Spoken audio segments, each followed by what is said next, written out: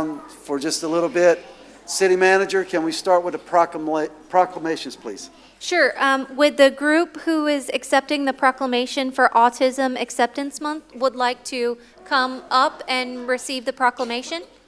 If you're representing the autism awareness, please come up front. Come up to the dais and face the audience, please. Doug found the light. Come on, everyone. Up here with us. And who will be accepting the proclamation? Okay.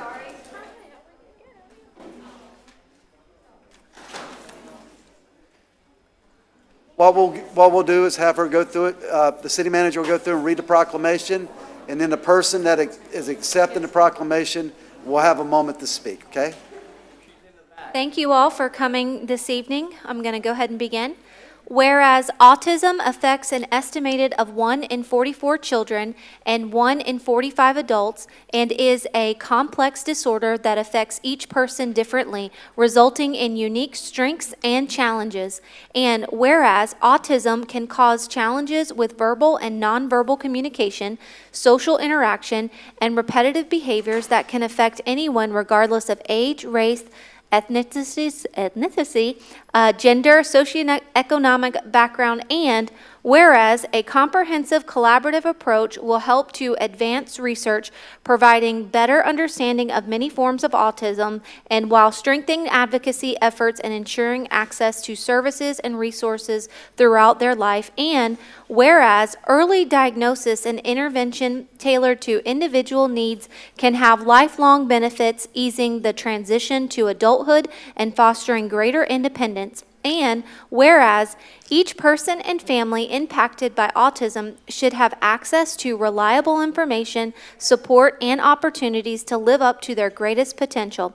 And whereas the City of Palm Coast is honored to partner alongside Vincent's Clubhouse and the Autism Spectrum Disorder Social Group to observe Autism Acceptance Month in the hope that it will lead to further research and a better understanding of the disorder.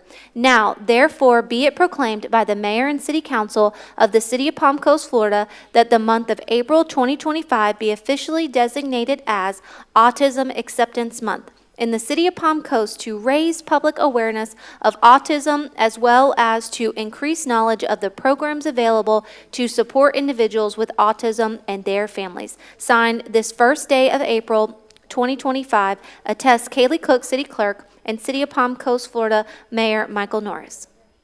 Good.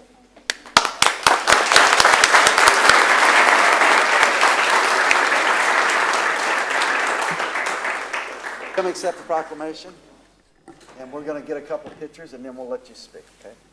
Is it okay if Erica speaks? Yes, that's fine, whoever you want. Okay, let's close it in and see if we can get everybody in the picture.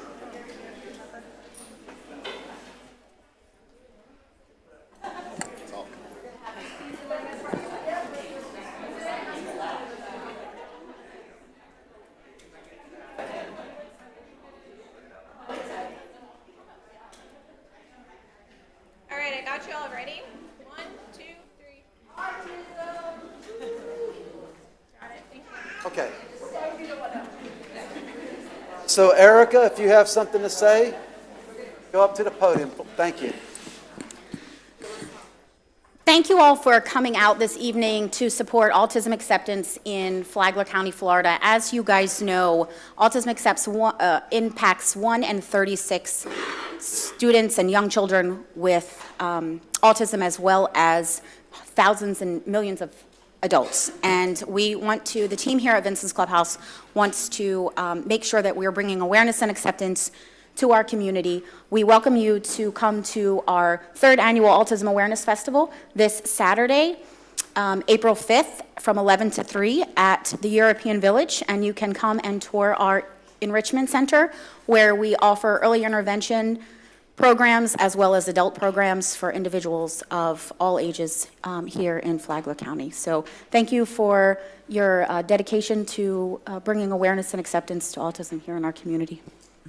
All right, thank you, ma'am.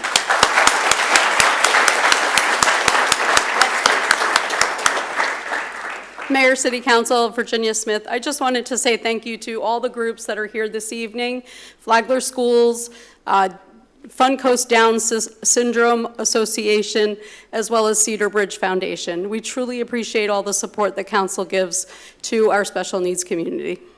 Thank you, ma'am.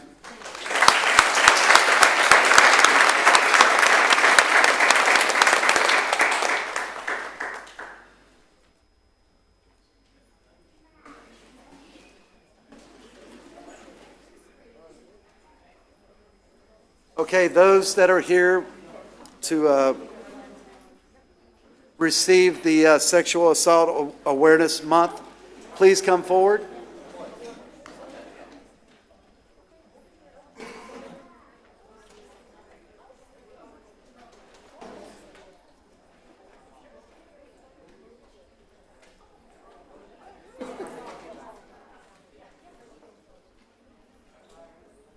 There's someone designated to receive that one, City Manager? It looks like the sheriff's office group is on there coming. They're Going in opposite directions. encouraging the other group.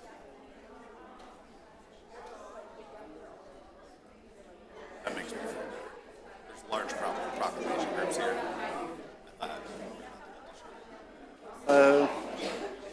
They have. You want to do the next one too? Crime victims' rights. Okay. Okay. All right. Okay, we have everyone? Thank you all.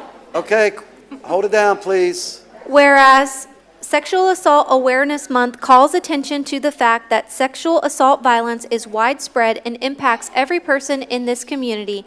And whereas rape, sexual assault, and sexual harassment impact our community, and statistics show that 1 in 5 women and 1 in 33 men will be raped at some point in their lives, and that 1 in 4 boys and 1 in 3 girls will experience a sexual assault before age of 18.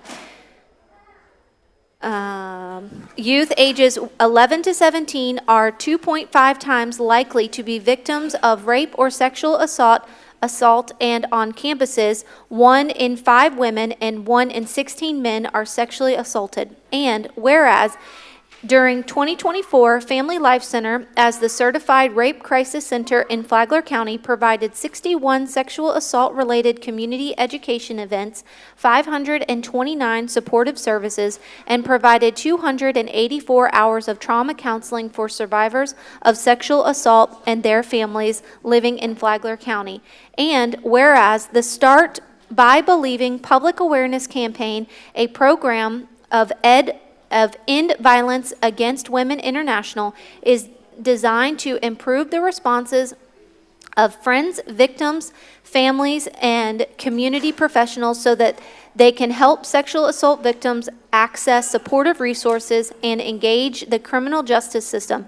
And whereas the City of Palm Coast joins advocates and communities across the country because we are strongest when we raise our voices together to change the culture to prevent sexual violence. Prevention requires addressing the root causes and social norms that allow sexual violence to exist. April is Sexual Assault Awareness Month, and each day of the year is an opportunity to create change for the future. And whereas the Flagler County Advocate Alliance, comprised of victim advocates from Bunnell Police Department, Family Life Center, Flagler Beach Police Department, Flagler County Sheriff's Office, and the Office of the State's Attorney, 7th Judicial Circuit, Flagler is hereby designated to strengthening victims and survivors in the aftermath of crime and building resilience in the communities, in our communities and our victims' responders, and working for a better future for all victims and survivors. Now, therefore, be it proclaimed by the Mayor and City Council of the City of Palm Coast, Florida, that April 2025 be officially designated as Sexual Assault Awareness Month, and do hereby encourage all citizens to support the Start by Believing public awareness campaign. Signed this first day of April 2025, attest Kaylee Cook, City Clerk, and City of Palm Coast, Florida Mayor Michael Norris.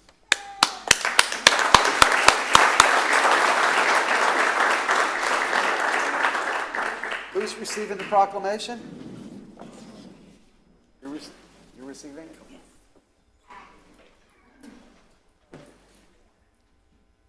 Okay. Okay, we'll get everybody to move in for a picture, and then you can say a few words at the podium. I'm trying to center you on this. Yeah, keep going. Perfect, right there. Perfect.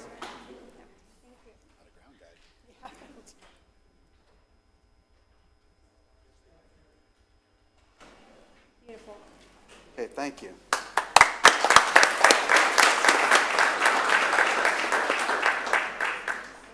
Thank you. Proclamation for Crime Victims' Rights Week. Whereas crime affects individuals, families, and communities in profound and varied ways, often leaving lasting physical, emotional, and social challenges. And whereas the concept of kinship underscores the connections that build bridges to support services and shared strength among survivors and advocates and communities. And whereas kinship is the foundation of victim advocacy, inspiring trauma-informed care that meets survivors where they are, and whereas through kinship we build peer networks and community alliance that empower survivors, foster resilience, and offer pathways to healing, and whereas kinship reminds us the strength that comes from connection, the importance of listening to every voice, and the power we have to create lasting change when we work together. And whereas the week of April 6th through the 12th, 2025 is designated as National Crime Victims' Rights Week, a time to recognize the accomplishments of the victims' rights movement and reflect on how far we have come in ensuring the justice for all victims of crime. And whereas this year's theme, Kinship, Connecting Survivors, Healing Communities, emphasizes the importance of recognizing that shared humanity should be at the center of supporting all survivors and victims of crime. Whereas the Flagler County Advocate Alliance and collaborating agencies and partners are committed to creating a victim service and criminal justice response that assists all victims of crime during Crime Victims' Rights Week and throughout the year. Now, therefore, be it proclaimed by the Mayor and City Council of the City of Palm Coast, Florida, that the week of April 6th through the 12th be declared as Crime Victims' Rights Week, and reaffirm our dedication to building connections, standing in kinship with survivors, and creating a future where healing and hope are within reach for everyone. Signed this first day of April 2025, attests Kaylee Cook, City Clerk, City of Palm Coast, Florida, Mayor Michael Norris.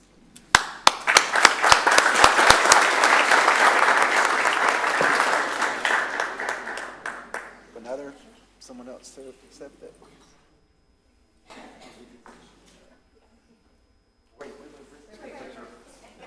Oh, we're gonna do another picture? I thought it was the same group.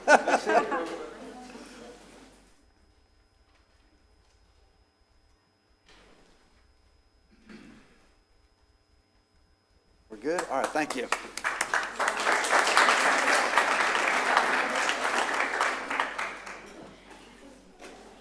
A lot of people right now are trying to figure out what happened. Her whole outfit changed. There's a method to the madness. Sexual violence is a major public health, human rights, and social justice issue that impacts every person regardless of their gender, race, class, or denomination.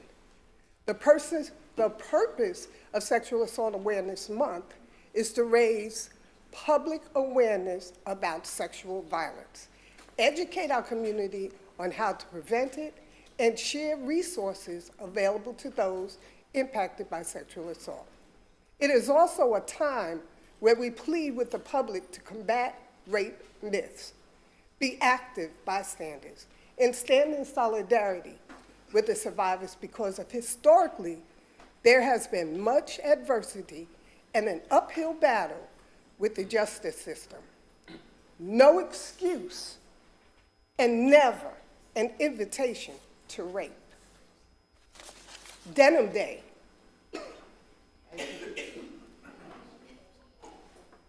Denim Day, which is the last Wednesday of the month of April, which this year will be April 30th, came about because of a case that happened in 1992 in Italy. there was an 18-year-old girl who was going to her driver's license class, a basic milestone of any teenager, and her driving instructor sexually assaulted her. He was originally convicted and sentenced, but a couple of years later, he appealed, and the judge stated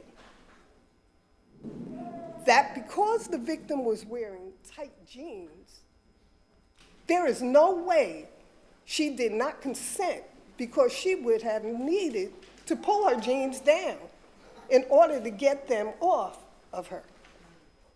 His conviction was overturned as a result. In solidarity with the victim, various women in Parliament wore jeans the day after to show support for the victim. And Peace Over Violence started the campaign, and now we have Denim Day. Clothes do not equal consent. Clothes do not define the person wearing the clothes. You should be able to wear what you want to wear without anyone having something to say. You can wear your hair the way you want to. I'll be honest, these heels hurt, but you can wear heels. You can wear tight jeans. And when you wear them, work them. Never let another person tell you that you don't have the right to say no. Thank you.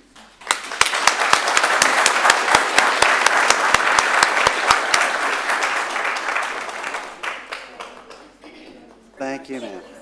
Thank you. Next is the National Public Safety Telecommunicators Week. Do we have someone to accept that proclamation?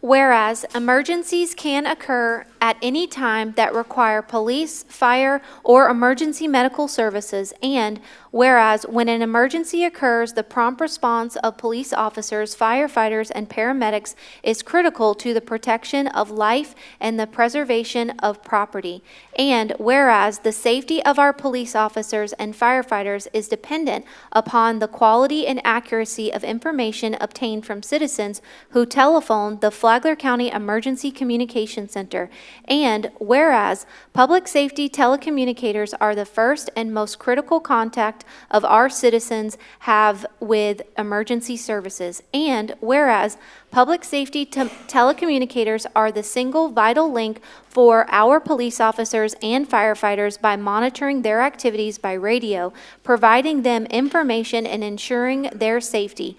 And whereas public safety telecommunicators for Flagler County have contributed substantially to the apprehension of criminals, suppression of fires, and treatment of patients. And whereas each dispatcher has exhibited compassion, understanding, and professionalism during their performance of their job in the past year. Now, therefore, be it proclaimed by the Mayor and City Council of the City of Palm Coast, Florida, that the week of April 13th through the 19th, 2025 be officially designated as National Public Safety Telecommunicators Week in the honor of the men and women whose diligence and professionalism keep our city and citizens safe. Signed this first day of April 2025, attests Kaylee Cooks, City Clerk, and City of Palm Coast, Florida Mayor Michael Norris.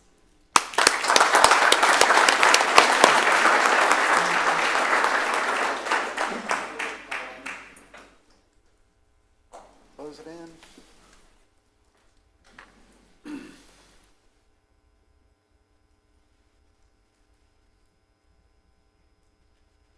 Got it? All right, thank you.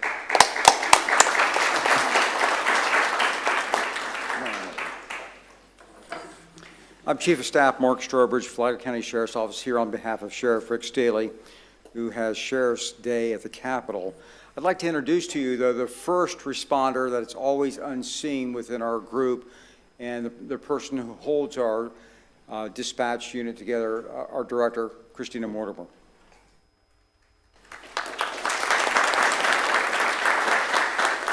Thank you, Chief. Thank you for this proclamation. My name is Christina Mortimer. I'm the Director of the Communications at the Flagler County Sheriff's Office.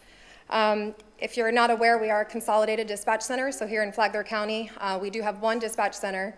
We dispatch for all public safety agencies to include the Sheriff's Office, Bunnell Police Department, Flagler Beach Police Department, Palm Coast Fire Department, Flagler County Fire Rescue, as well as Flagler Beach Police Department. In addition to answering all of the 911 emergency calls, we also manage all the non-emergency calls through the Sheriff's Office as well. So if you ever find yourself being asked to be placed on hold, I can assure you they are busy answering emergency calls as well, and they're going to get to your call as quickly as possible. I'm thankful to live in a community, I grew up here, and work for a department that values and supports our 911 dispatchers and views us as the first responders that we truly are. Sadly, on a state and national level, dispatchers are categorized as clerical workers, also known as secretaries. This is something that I'm very passionate about and that we've been trying to change for quite some time. Our dispatchers work 12-hour shifts, handling emergency calls every emergency call that comes through our county. We're your first point of contact for everybody that's in distress. We don't just take the phone calls, send help, and then hang up. We go through extensive training that takes over a year to be able to provide pre-arrival instructions that can and will save lives. For example, our dispatchers can guide callers through CPR, assist with childbirth, help regulate breathing during a cardiac arrest, and use calming techniques to calm down suicidal callers or somebody that's in shock. Last year, we had a resident come by our center, which is unusual. He knocked on the door and asked if he could meet the person that saved his life. He shared that because of the quick actions of his CPR instructions that were provided over the phone was the reason he was alive today. His doctor validated that and said that if CPR was not started at the time of the call by the bystander, he would not be alive. This is just one example why our dispatchers should be recognized as first responders and is a call that I'm so very proud of. Another critical reason for the reclassification of dispatchers as first responders is the immense stress and trauma that comes with this profession. It's very hard to put into words and to explain how traumatic this job can be, but I'm going to share some of my personal experiences. One of the most difficult calls I ever took was when a mother found her baby face down in a pool. Despite all efforts, the baby did not survive, and there was nothing more that could be done. I can assure you, the sound of the mother's screams are something I will never forget. Or the heartbreaking call that I took from a daughter who discovered her father deceased in his bed. I guided her through the CPR instructions. I did everything I could. She did an absolutely amazing job, but unfortunately, there was nothing that could be done. He ended up passing away, and after this call, all I could think about was how she sounded about the same age I was when my father passed away. The hardest call I ever took was from one of our own deputies that was calling because a fellow officer had fallen and was suffering a heart attack. He ended up dying in the line of duty. I didn't know who this officer was at the time. Didn't matter. They're all my family. However, I heard his name being screamed in the background, and I realized it was my husband's best friend and uncle to my children. That moment and that call changed me forever. Imagine hearing these types of traumatic calls and having to try to even explain why we're classified as secretaries. It blows my mind.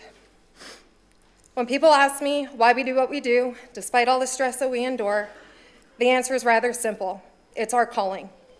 Every dispatcher in our center is here because we are committed to serving this community. Whether we're classified as first responders or not, I can promise you we're still going to show up and we're still going to answer your call. I want to express my deepest gratitude for your continued support and our local dispatchers. Thank you again for this proclamation and for always being there for your dispatchers.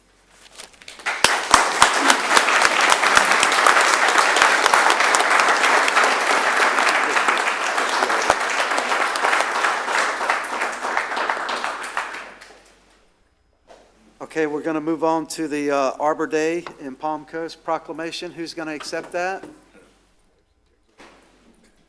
That would be me. I am Carol Minnie, the urban forester for the city of Palm Coast. We're going to read the proclamation.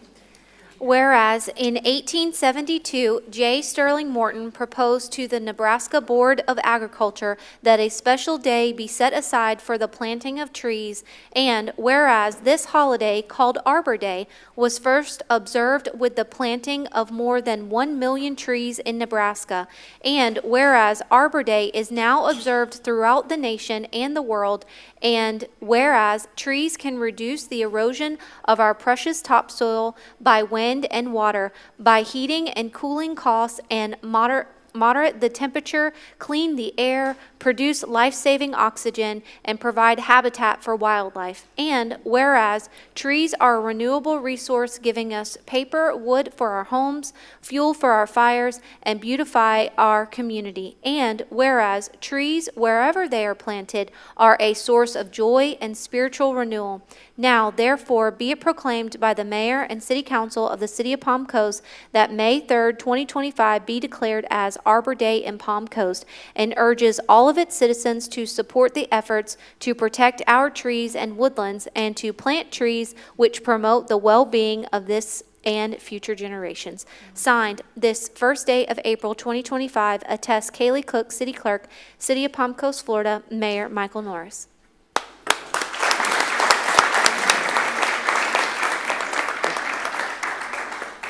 You guys, come on up. You get the proclamation and you can say a few words. Let's get a picture.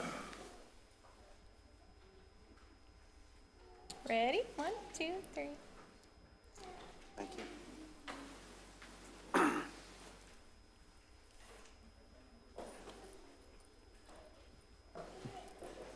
Well,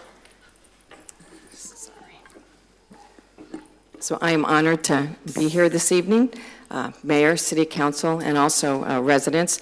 For the past 20 years, Palm Coast Arbor Day has been celebrating our environment, giving to our community, and also bringing our community together during Arbor Day.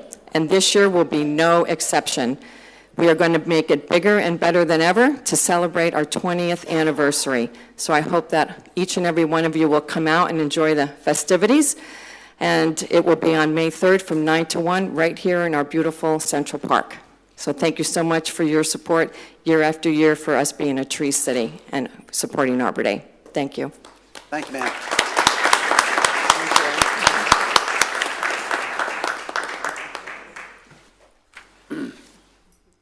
Okay, so now we're going to call the regular business meeting to order.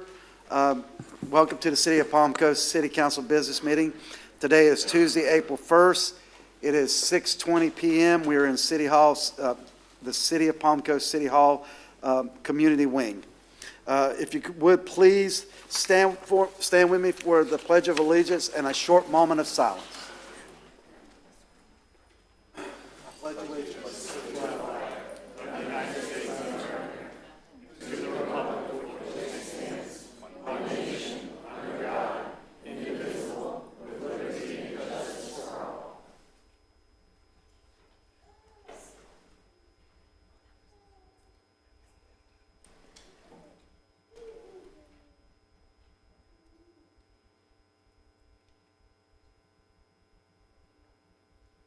Thank you. Please be seated. If you haven't already, silence your devices. We're going to move forward with public comments. Please remember to read the rules. I'm sorry. I'm sorry. My bad. Roll call, Ms. Allison. All right, of course. We've been going a long time now. Go ahead. Mayor Norris. Here. Vice Mayor Panieri. Present. Councilmember Gombera. Here. And Councilmember Miller. Here. All members are present. Okay, now we will move on to public comment. Remember to read the rules as they're outlined in the agenda. Please, no harsh profanity or defamatory statements. Mr. Davis, go right ahead. Good evening, city leaders. Y'all know me, Jeremy Davis, Peace. I'm here to talk about the flooding issues in our community. As you can see, I'm wearing a rather large hat. This hat represents the ridiculous height of the property next to mine on Parati Lane. It's 4 feet higher than my property, and it's causing water to flow onto my land, resulting in flooding, erosion, and property damage. This hat also has 2 different size holes in it. I'd like to use these holes to demonstrate how restricted flow can cause problems. Even though the holes in this hat are much smaller than the culvert pipe, they still illustrate the principle that restricted flow can lead to flooding and other issues. And I'm going to demonstrate. See this small hole? See this? All right, I take this out. Now look, nothing's restricted, just like the culvert pipe. Simple demonstration. Back to this. I urge you to take immediate action to upgrade our infrastructure and provide a real solution to this problem. We need a comprehensive solution that will protect our properties and our community.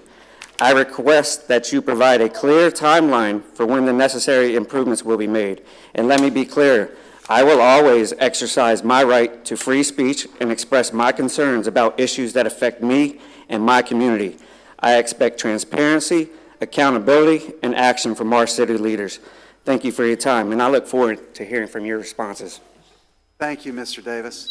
Yes, sir? Good evening. My name is Kirk Whittington. Brigadier General, good to see you again, sir. I want to make everybody aware that last week was National Library Week. If you've not been to your local library, you have a real jewel here. It's a great library. I've been in many. This is one of the best I've ever been in. General, you and the mayor, I believe you're ex-military man. I want to encourage you guys to come up here in the summertime. If you go there at the right time, you'll see a sea of children. They're there right at 10 o'clock to be there for either story time, magic act, or sing-along. If you, General, get there at just the right time, as the little buses pull up, they'll come out and discharge little people, and you've never seen such great DIs as come out that are the people that run them. I got to watch some of them. They were all very entertaining. Some of us watched them, but one woman didn't even look at her discharges. She just stood and ignored them because they all went up and did exactly what they were supposed to do. They stood by the wall. As soon as they were there, she simply snapped her hand up, and they all came to attention. It was incredible to see. These are little people. And as soon as she put her hand down, they all just sank down. Two of the boys, of course, every platoon probably has this. They knew they were going to get away with it this time. You could hear them giggling. So could the woman in charge of them. They got up. They tried to get around them. She just snapped her fingers. They froze. They looked at her like, how'd you know? They immediately went back to what they were doing. That's great. But if you've never been in your library, you need to go in there and see. They have everything you could possibly want. And if you've never been to the library, as soon as you walk in the front door, there's a welcome desk there. Go to the welcome desk. Tell them you don't know your way around. They'll be glad to help you. Any of the politicians go in there, go up to the desk and tell them you want a private tour. I'm sure they'll give it to you. They'd love to see you there.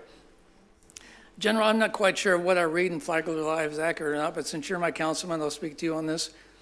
I think the mayor and council would be well served to see what a city manager makes average in the state of Florida. You could probably go in and Google this, just say state of Florida, city manager, master's degree, population 100 to 500,000. See what other people are paying. Before you were here, your seat was vacant, but another gentleman came up here and told the mayor and council then that they should cut the city manager's pay. And I came up right behind him and said, I take umbrage with that. I would not cut her pay. I would give her more money. I think you found in your search for a city manager, as I told the last mayor and council, there aren't many city and county managers out there that are very qualified and can do the job. I think she has clearly shown that she can do the job. She's been here through some hard times. She has taken the initiative to go out and earn a master's degree. That's extremely rare. And you know, in your industry, in the military actually rewards people by paying for their degree. I'd urge you to take a look into, since she's made her master's degree, reimburse her for that, pay her a competitive salary, and keep her here as long as you can. Thank you for your time, everybody. Good to see you, Vice Mayor. Thank you, sir. Yes, sir. Good evening, Mayor and City Council. My name is Wayne Bruce, and I live in Sawmill Creek, and I moved here from Ormond Beach. With regard to Belvedere Terminal's proposed tank farm, I was with the struggle down there, and now I'm very concerned about what's going to happen to our beautiful city. According to published information, there will be 13.5 million gallons of diesel and gasoline stored at that facility. That's 13.5 million. This facility will be very close to existing communities and new communities. I hope in your due diligence study that you take all this into consideration and listen to the people of this beautiful city.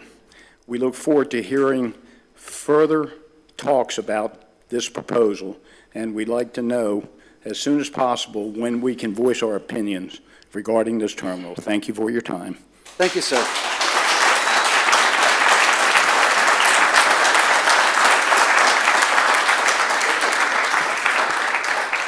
Yes, ma'am. I'm Angela Dawson. I also live in the Sawmill community. Mayor Norris and council members, I urge you to nix the proposed Belvedere Terminal's fuel tank storage facility at PB grade at US 1. Thousands of people, including moms, dads, grandparents, children, and unborn children, live adjacent to the proposed facility or will soon. You couldn't ask for a worse project for the city, with the possible exception of a nuclear waste dump site.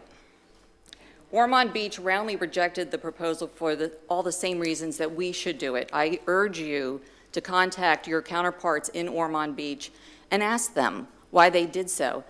This wasn't a political matter. We had Democrats, Republicans, Independents all rallying against this project in Ormond Beach. It should not be here either. Let's talk about money. What little tax revenue that the city hopes to gain from this project, I've seen quotes from $500,000 to $800,000. It's not worth the risk of a single life. You and your council members ran on the platform, some of you, of having light industry come into the community and preserving our quality of life. This tank farm does not answer Palm Coast's tax revenue needs. In fact, it will create further financial stress on the community. Our homes will be devalued and our property taxes will go down. So the balance is not there. Please reject this project. Let Belvedere go to Jacksonville or somewhere where they're suited to heavy industry, not light industry. Talk to your counterparts again, Ormond Beach. A fire, a leak, and contamination would indiscriminately maim or kill people of all political parties. There will be fuel odor that will permeate the area and affect people's health. Have you checked with our emergency response people about how they would address a leak or an explosion?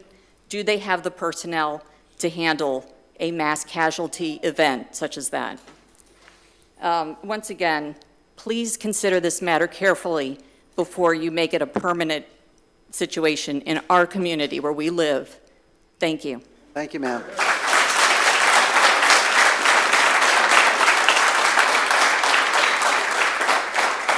Yes, Mr. Carr. Steve Carr, Palm Coast. A lot of my neighbors said they want to congratulate the city council for taking the traffic issues within residential streets very seriously and doing the traffic study that showed streets that needed some extra protection from speeding vehicles. And they said that they wanted to thank you. Dee Albertson says she was first, when they put them in these speed humps on the Florida Park Drive, that she was able to cross the street to get her dog down to the park. And she was so thankful for that.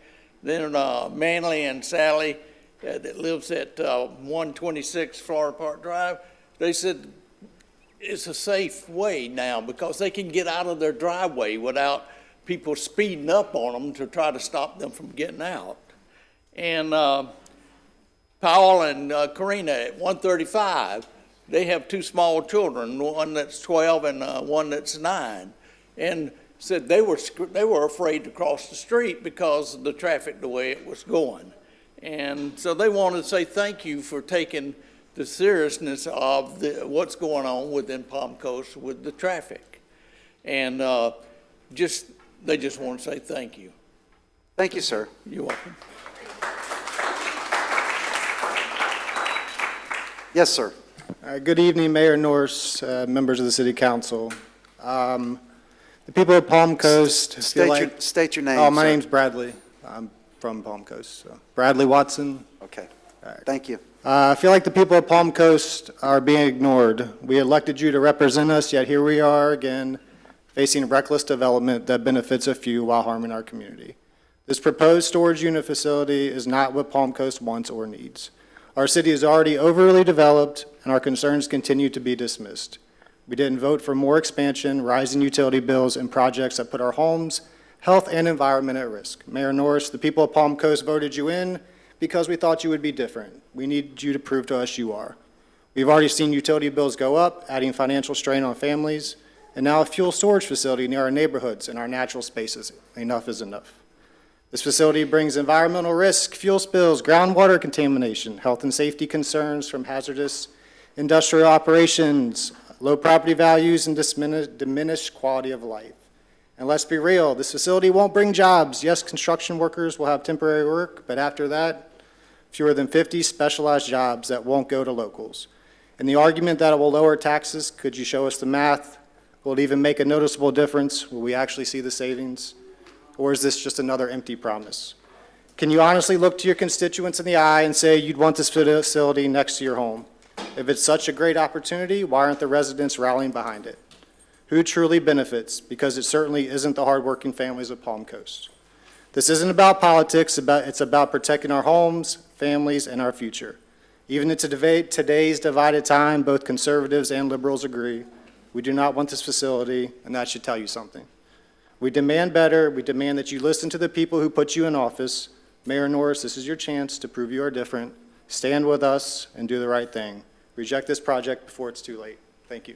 Thank you, sir.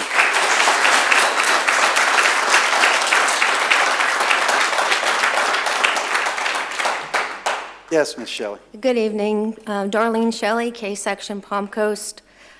Excessive flight training aircraft are incompatible with our densely populated city, and noise-sensitive homes, schools, churches, hospitals, crowded retail stores, and senior and healthcare facilities.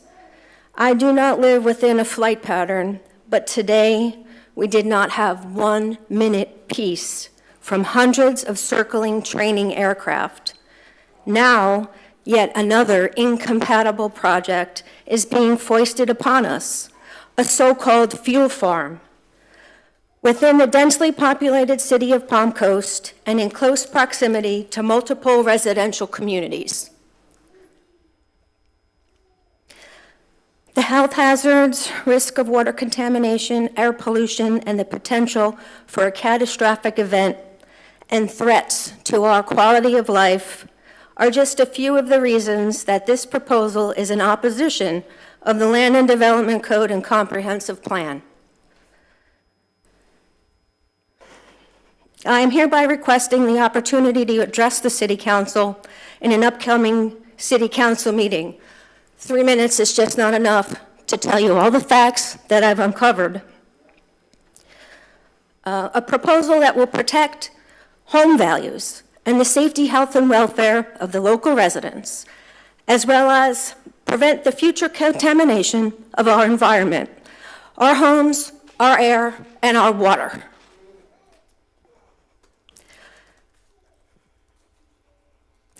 Is anybody aware, according to Volusia County Environmental Management test results, lead levels at Bulow Creek are 5 times higher now than they were just 3 years ago? Are you aware that on April 7th, the Flagler County Board of County Commissioners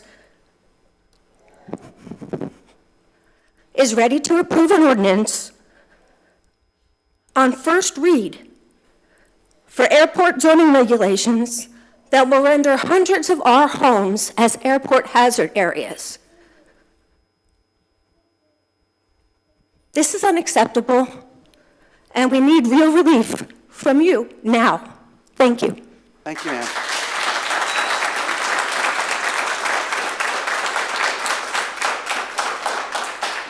Yes, sir. James D.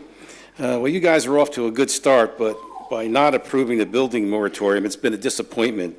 I understand that the ones who are stating that, oh, you're preventing them from earning a living, but we're not trying to stop building because we want to be mean or spiteful, but because the previous council, few exceptions, approved way too many projects knowing our infrastructure cannot handle the demands of too much additional population.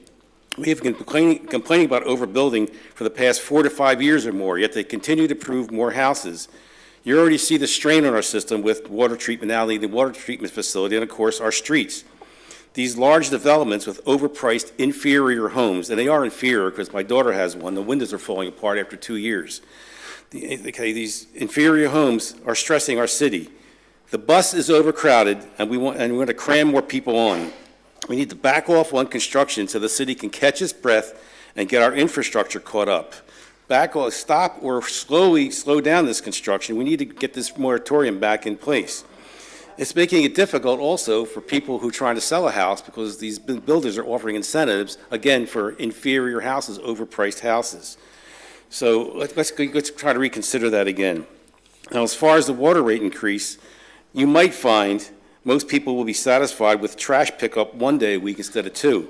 If it's possible to cut back the cost of trash fee, that might offset the water increase. If FPC, that's a city contract, I guess you have to decide if they can modify than that. But if that's possible, that would help save us a lot. And I hope Mr. G made some progress in Washington with getting us some funding for this water treatment plant. Thank you. Thank you, sir.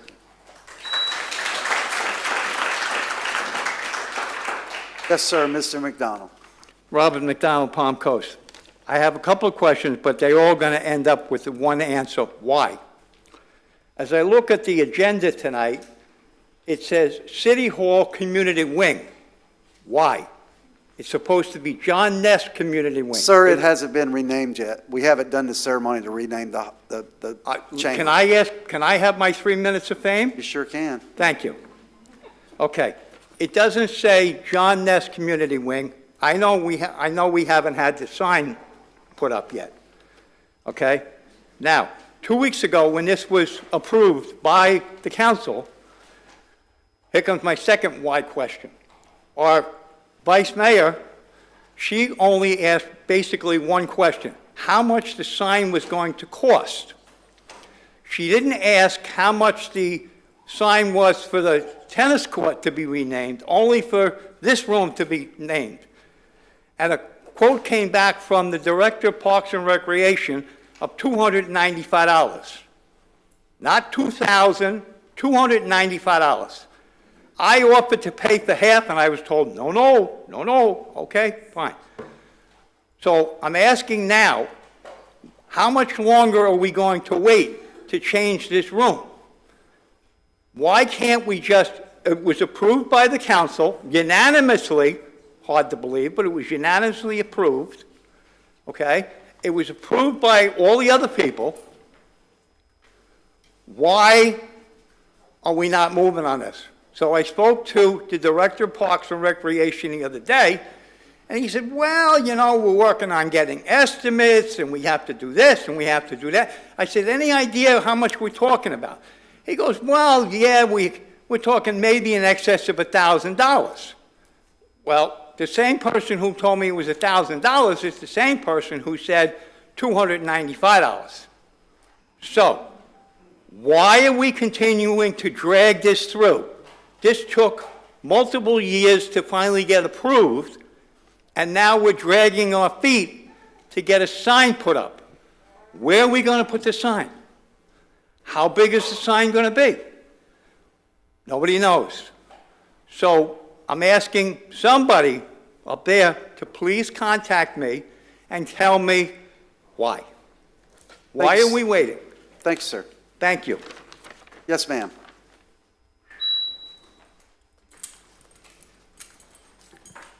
Rose Chimicero, 43, resident of Palm Coast.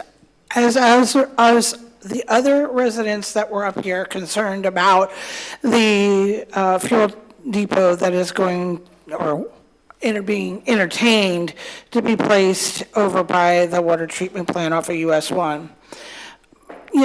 This is the thing. Orman, for 2 years, entertained it.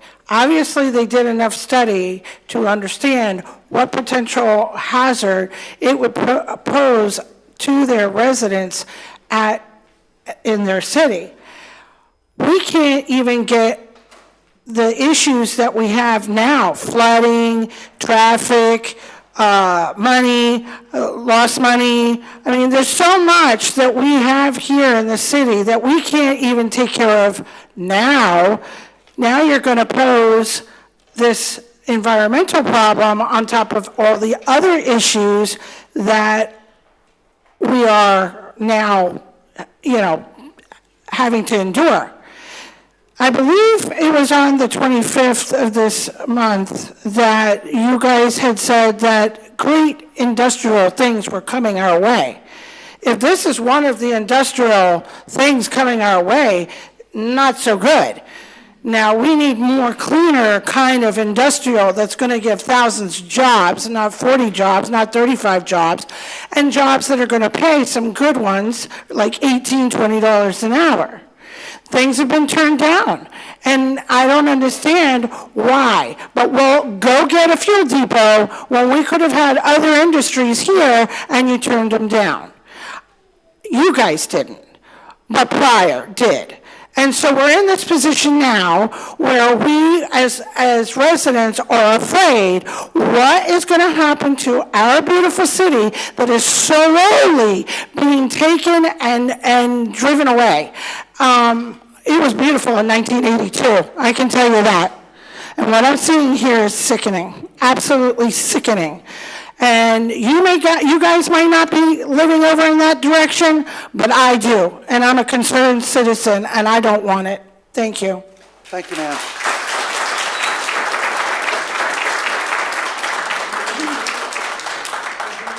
Yes, ma'am. Anna Jones, the Z section, obviously. This fuel storage, they tout an illustrious plan. Well, here's our illustrious plan, which is the fly-friendly brochure from the airport, which shows you all nice and neat where they're supposed to fly, how they're supposed to fly.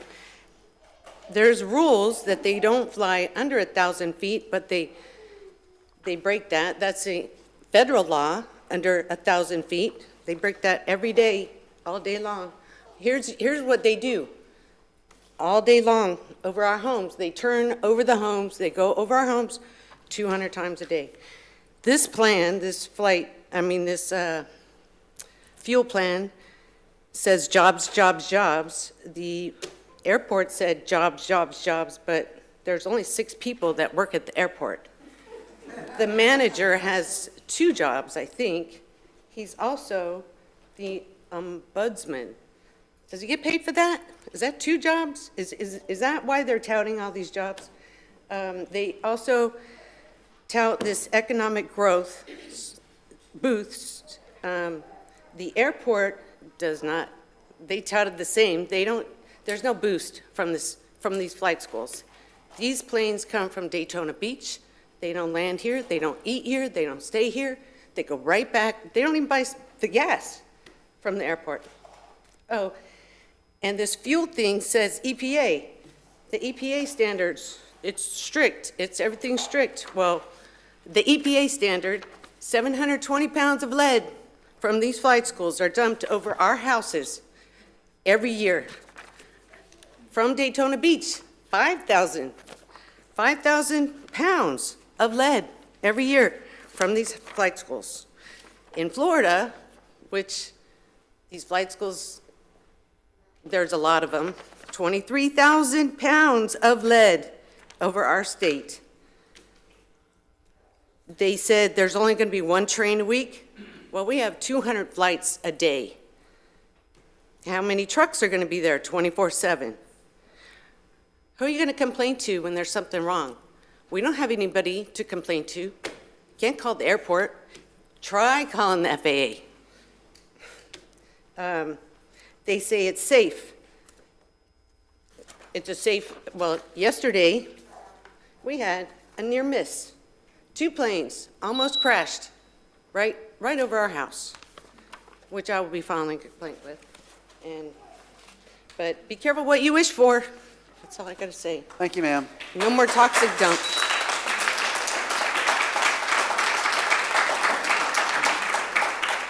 Yes, sir. Gary Kunis, C-section. Explain part of what I'm going to have here. I'm going to call it kids-teacher syndrome. This is where kids that failed a course or failed a test claim the teacher molested them or touched them and ruined the teacher's life. So I'm going to use that in my sermon here so you understand. When Alan Lowe first started, there was a definite witch hunt there. BS started with some 30 years ago information. Nextdoor, Flagler Live, Observer, all ran the information, said he was no good, he wasn't this, he was that, but would not print anything about the individual who's running against him. which background was worse. Mike Norris runs for office. The very next day, the same baloney started. He had this. He's tied in with builders. Oh, his brother's a contractor. Yes, his brother's a contractor in Virginia for the government. Has nothing to do with building down here. It's just one thing after the other. Holland fired the city manager after stating he wanted to retire because the people didn't get along with him because he was making them work. The same situation with the person who was hired for the utility department. She made them work and checked on their work, and they didn't like it, so they went with the kids syndrome.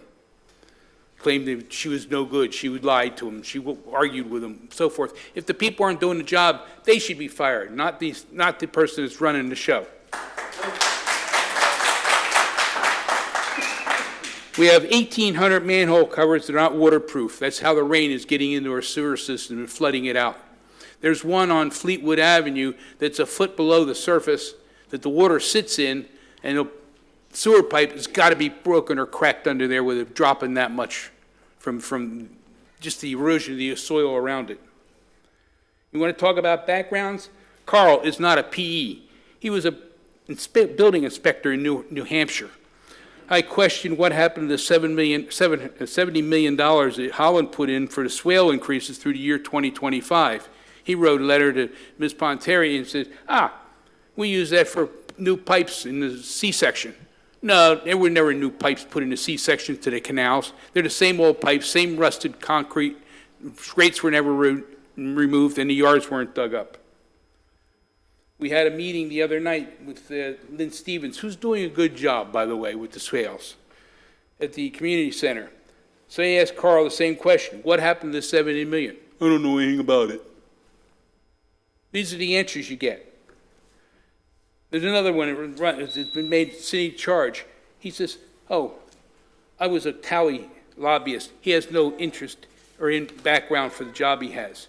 And the biggest lie of all, they say we don't pay taxes on our docks and concrete walls and so forth. I have it right here. I pay $1,000 a year in taxes extra for the dock, the seawall, and the lifts, and what have you. So these things, when people call in, all they're getting is well-rehearsed, well-communicated lies. Thank you, sir. Evening, Yes, all. sir. Steve Verrier, 22-year resident, Cimarron Drive. Pleasure of knowing a lot of people here in this room. Love you all. Three things I really want to talk about in my 2 minutes and 50 seconds. Speed humps. I live on Cimarron. Speed humps. Why wouldn't we put speed humps on the part of the road where we actually reduce the speed to 20 miles an hour? Makes no sense to me. Same thing on Florida Park. There's actually sections where it says reduce speed, 20 miles an hour, autistic child or whatever. Why wouldn't we have put the speed humps there as opposed to where they are on, it just doesn't make sense to me. But anyway, that's one thing. Second thing, the fuel depot, I don't know enough, but I don't think you guys know enough. And I think it should be studied a lot more before anything's green stamped, rubber stamped, or anything like that, quite frankly. Whether it's the reputation of the company or anything else, I mean, I really don't know. I don't know enough about it, but I don't think it should be close to a water treatment. If there's a well there where we get water supply, I don't think it should be there. But it all depends, because I don't really know what that water treatment plant is for, if it's a supply source or if it's just cleaning irrigation water or what. I have no idea. So I just think we need to slow down on that. Second of all, I had a doctor's appointment at Ardent Medical today, over Pinnacles, across from the hospital, and it literally took me over 5 minutes, timed it on the watch, to get back onto 95 North from Ardent Medical. Why? Well, because people are going through, I'm wondering, I'm like, what's going on here? And I'm seeing, why are these people going around and stuff like that? Because you got people going through, and because the red light up ahead is stopped, there's not enough clearance for traffic, so they're stopped and they're blocked, and they're blocking, they're going through, and they're blocking, and then the people going on to 95 can't go because the people getting off of 95 got stopped, and all. I mean, this is a nightmare already. When is enough enough? You guys, applaud you, wanted to pause on development and all that. What's wrong with the rest of you guys? Why don't you support these two? Thank you. Thank you, sir. Yes, Mr. McDonald. Evening, Council. Dennis McDonald. I wanted to comment on something that Gary brought up here just before me. And that I learned that on March 13th, I believe it was a Wednesday, the acting city manager and the county manager had a lunch at Olive Garden, okay? Now, what's really strange to me is, if you take a look, all of a sudden, all the HR complaints start rolling in at that point. So I'm asking the council to take a hard look at that, find out what's going on, but I got to tell you something. If I'm the incoming city manager here, I'm looking hard at who's at the top of this place, okay? And there needs to be some house cleaning, because there'll be some backstabbing that goes on, seriously. So the last time I was here, I talked to you about utilities. Okay, and the two numbers that have been universally agreed on in this room were the amount of money that we needed to fix the plant and the number of development orders that we had out in units that weren't covered. Okay, and I remember we did a little math on that, and it came out just short of, $33,000 per unit for those 19,000.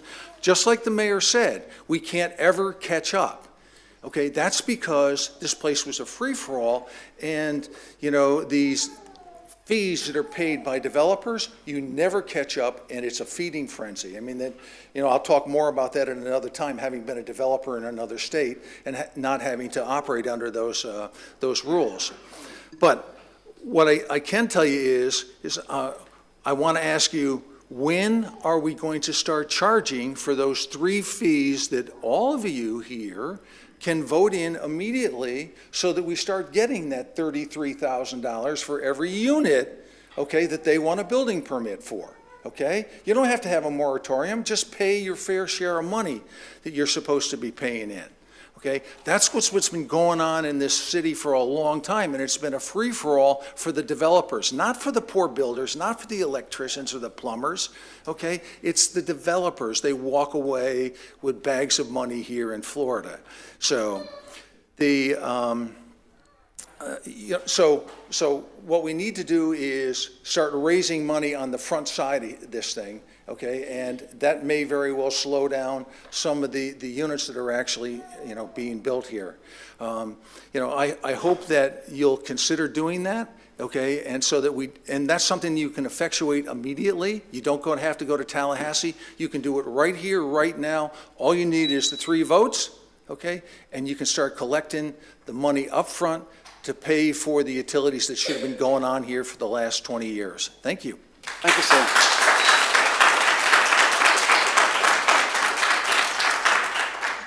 Yes, ma'am. Rita Madero's Grand Haven. I'll start out with Agenda 21. You guys have a hard position with what the global elites are trying to do and passing it down into the cities. When you go for money from the federal government and they write up the documentations and they give you the words that you need for your, I don't know what you call it, but for your writings to submit to get approvals, they put a lot of things in there that benefit them. We need you guys to take a look at that. And when you come to bring it together to say we're going to bring teams of people from the city together and have them talk about and see where things go, that's also a Delphi technique. When I watched one of them, and one of them came through, people were saying, no, don't raise at the table. No, we're not going to raise, we're not going to raise. And in the end, it was the peer pressure that said, okay, we'll take a raise for the city. All of these things, you guys need to be here to stand with us. If you look at the 2030 agenda, we're already late for 2025. Look at the 2030 agenda from the global, look at the 2050. We're all going to be contained to 15-minute cities, which I've also asked you to look into, because there is no transportation. It will keep us stuck within our area. So if you take a look at the WEF, you'll see your 15-minute city, World Economic Forum. You'll see you got your doctor, you got your grocery store, you got your, anything you need is that 15 minutes. And in other countries already, if they go a certain mileage out of what they're allowed to, they have to pay to travel down their own highways. That's all I have to say. Look at worldviewtube.com. If you take a look at worldviewtube.com, you will see what's going on if you're not already aware. I just pray that none of you will submit to the global agenda. Help us to stand. Thank you, ma'am. Yes, sir. Good evening, Ed Fuller, Honorable Mayor, Honorable City Councilman. It's a privilege to be here today. I just want to share my experience that I had at Water Treatment Plant number 2. I would encourage all my fellow residents to take a tour over there. It lasted about 2.5 hours, and quite frankly, I hope I get 4 hours of credit, college credit for that. The personnel absolutely, positively took a very complex situation, what we have over there, and explained in a very detailed, common man sense all the complexities over there. They answered no less than 50 questions. I believe there was 15 of us over there.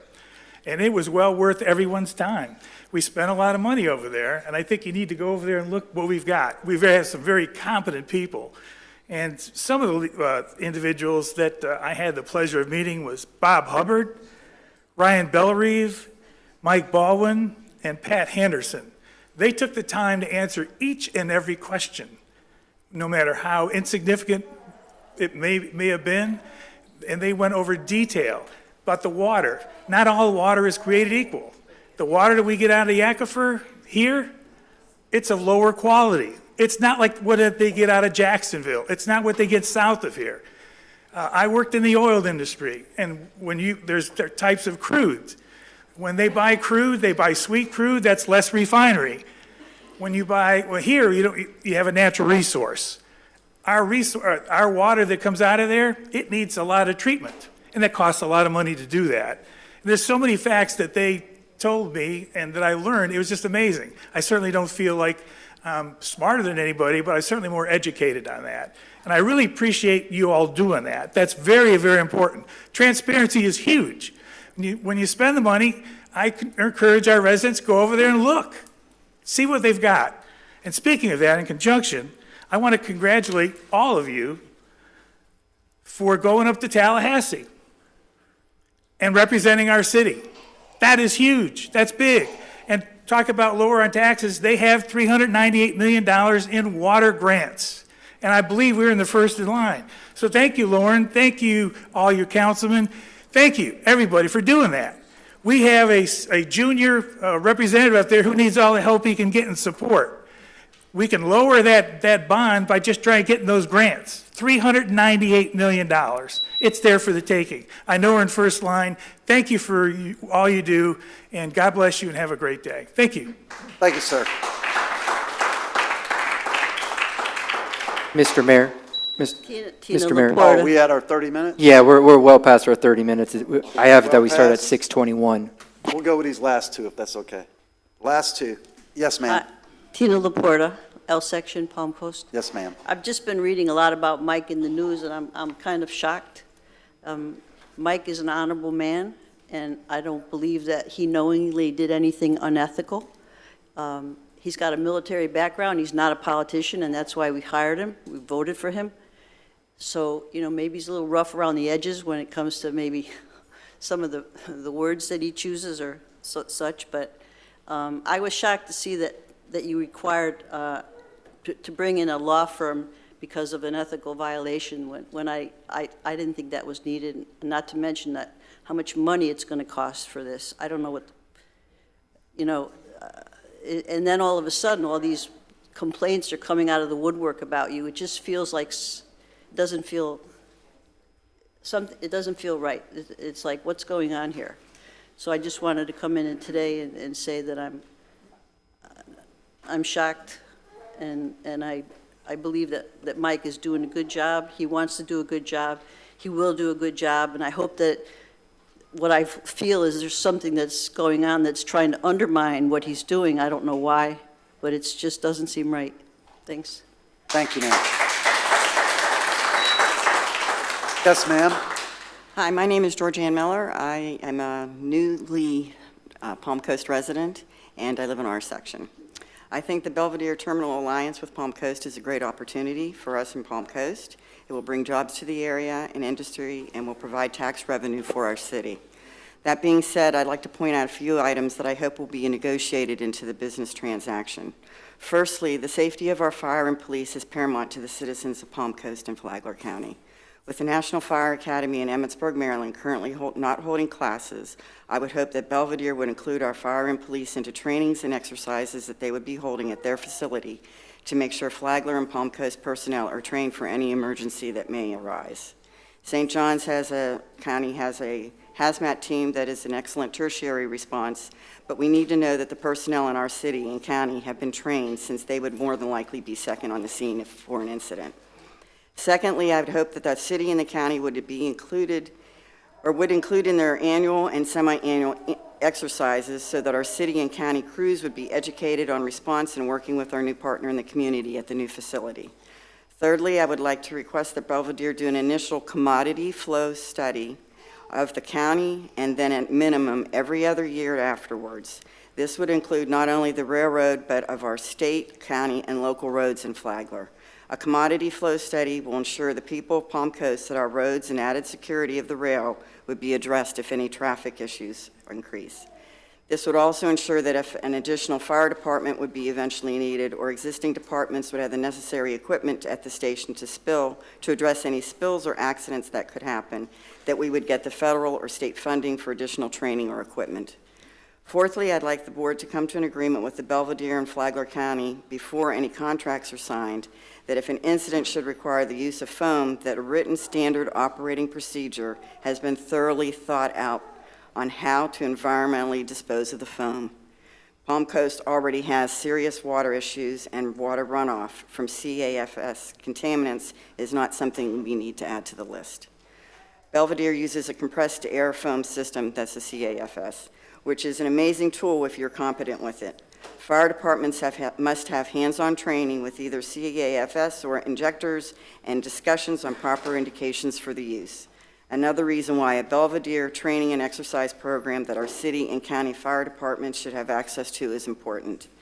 Lastly, I'd like the board to make sure that the emergency management measures are included in our continuity of operation plans for Palm Coast, so that the county and city would have a clear standard operating procedure for our responses to any incident or assistance needed by Belvedere in the event of an unplanned incident.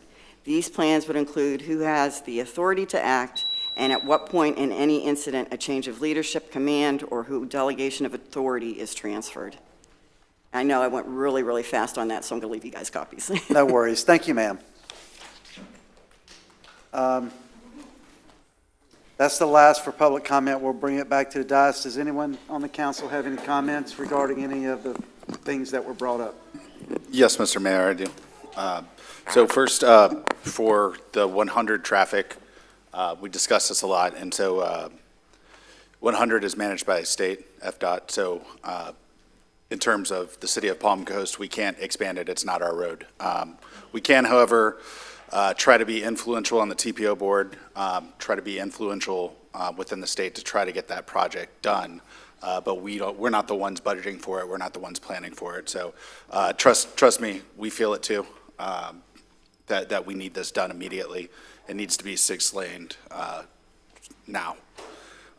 Airport, based on all the discussion we've had at the dais, that we really have no authority over FAA or the airport's county. And then anything that's in the air is FAA. So the city unfortunately lacks the authority to restrict that in many different ways. Robert McDonald, because it's not ours, and the FAA then is the one that regulates that. So a federal agency. Mr. McDonald, I'll follow up on the sign. And then it was mentioned trash, the potential for a reduction in service that would reduce bills. I think that's something that is a possibility in the future. In terms of industry, that's where the industry is going. Automated, one pickup a week, things like that. So if that alleviates some of the bill, we'll certainly be open to it, I think, in the future. And then in terms of Belvedere, You know, this is a difficult one because the zoning on US 1, and the history is, correct me if I'm wrong, but the history of this was, at one point, that was all industrial, to my knowledge, and parts of it were changed and flipped to residential, which in my eyes should have never happened, because what it does is now it creates a inconsistency of land use adjacent to each other, right? So what happens now is that potentially our industrial is never usable because the residents that live on these residential areas right adjacent to it don't want the industrial, and obviously will come out in force to let us know about that. And so it puts us in a very tight spot because the only places we can put industry are on these industrial zone properties, but then now they're adjacent to residential, which is not how the city was designed and should have never been changed in the first place. So it is a difficult spot. I hear you about the concern for risk, safety, those things. And we haven't made any decisions on the council at all in regards to this. So there is time for this to be discussed and figure it out. I will say that if you live out there past US 1, that is our only industrial property. So there will be something that comes before council. If this doesn't, that will be industrial at some point. It's the only place we can put it. It's the only way, you know, when people talk about paying for infrastructure and catching up and things like that, the real fix to our infrastructure problems are having commercial and industrial jobs and tax base that then add $20 or $30 million to our revenue. And that comes one project at a time. You know, a lot of them, they have to happen in order for us to fix that. Otherwise, the only answer is to raise taxes to pay for it. And we don't want to do that. Nobody wants to do that. So really, we just need to get more economic development in. And so that the conflicts are there because of the properties being adjacent to each other. So I think that's it for me. Thank you. Vice Mayor, do you have something? I do.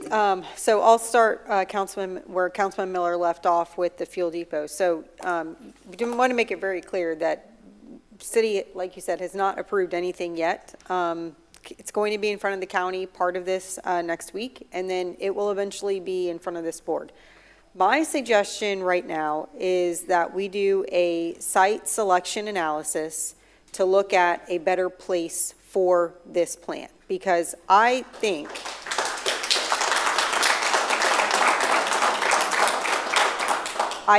that with the westward expansion, we're about to have 20,000 acres on the west side.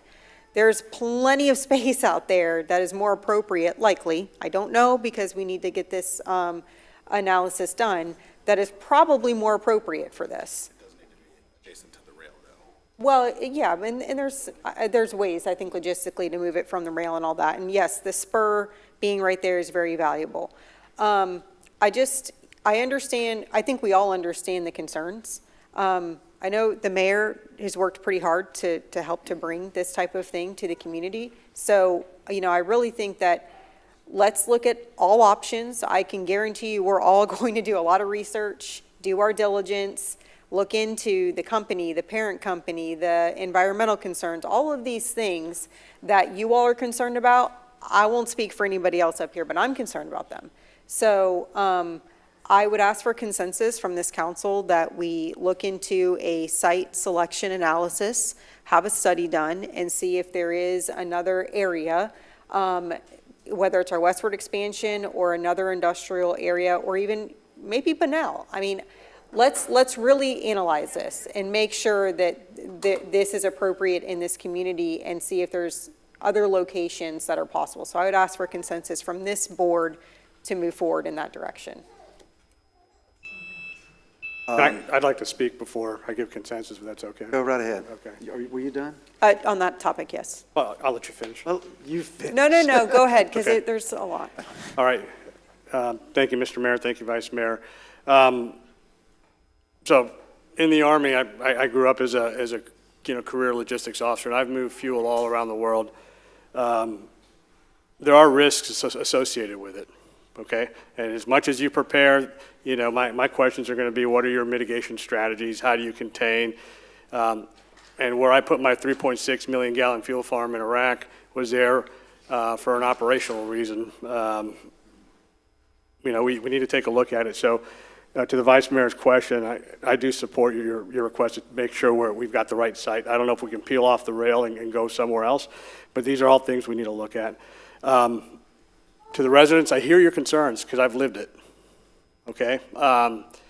And so my question is, as we continue to do this analysis, I think it's, and I'm sure Belvedere is watching tonight, I would just ask them, listen to our residents' concerns, be prepared to answer their questions, so when it does come before us, you can have answers and lay this out.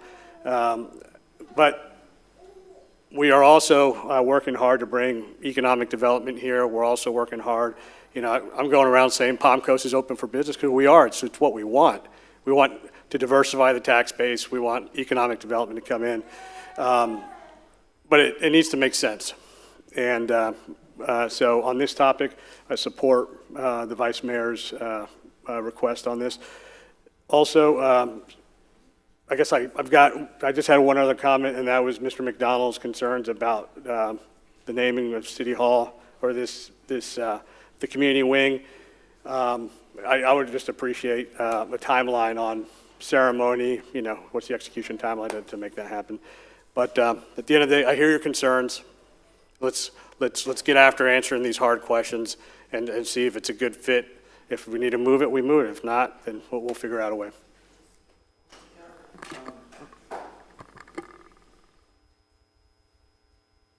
A study by whom? Well, I think that's something that we would have to maybe talk to our land use manager about, get an update from staff. And But what other options do we have? We don't have any other lands that are in the city that are zoned for industrial. That's it. we have the ability to shape 20,000 acres on the west side. Let's not preclude that option. Yeah, but that's in the future. It's not going to happen here. Well, Mayor, the fuel depot might not be happening here if we don't figure something else out. Well, it's not.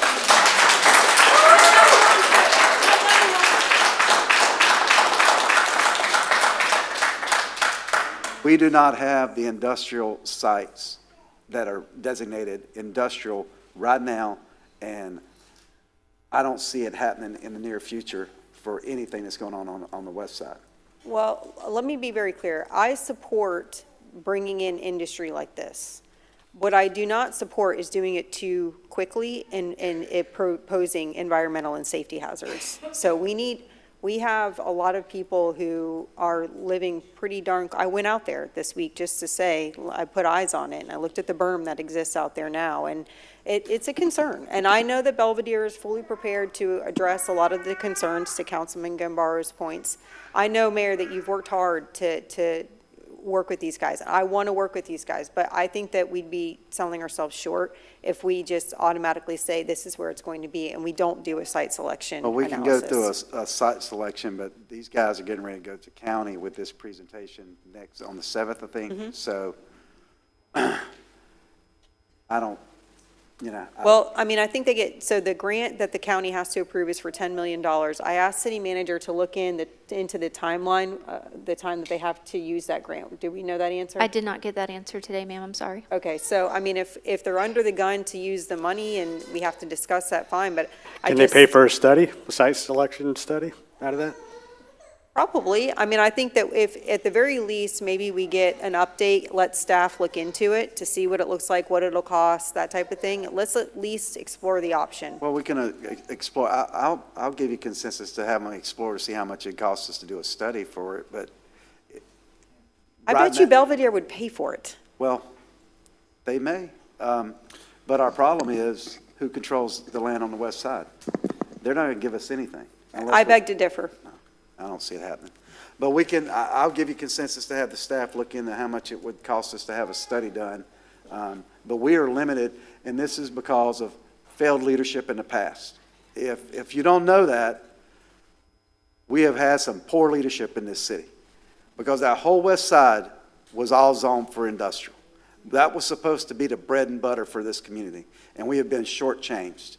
And now we're in a pinch because we haven't grown properly, poor management, and now we're in a pinch to try to get industry in here. So they're going to keep kicking the can down the road any way we go. Mercedes-Benz, I heard Mercedes-Benz tried to come in here. Any type of commercial, industrial, they kick it down the road. And we're going to keep kicking it down the road at this pace.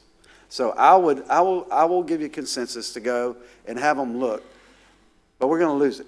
And if we lose it, we're going to lose that tax base.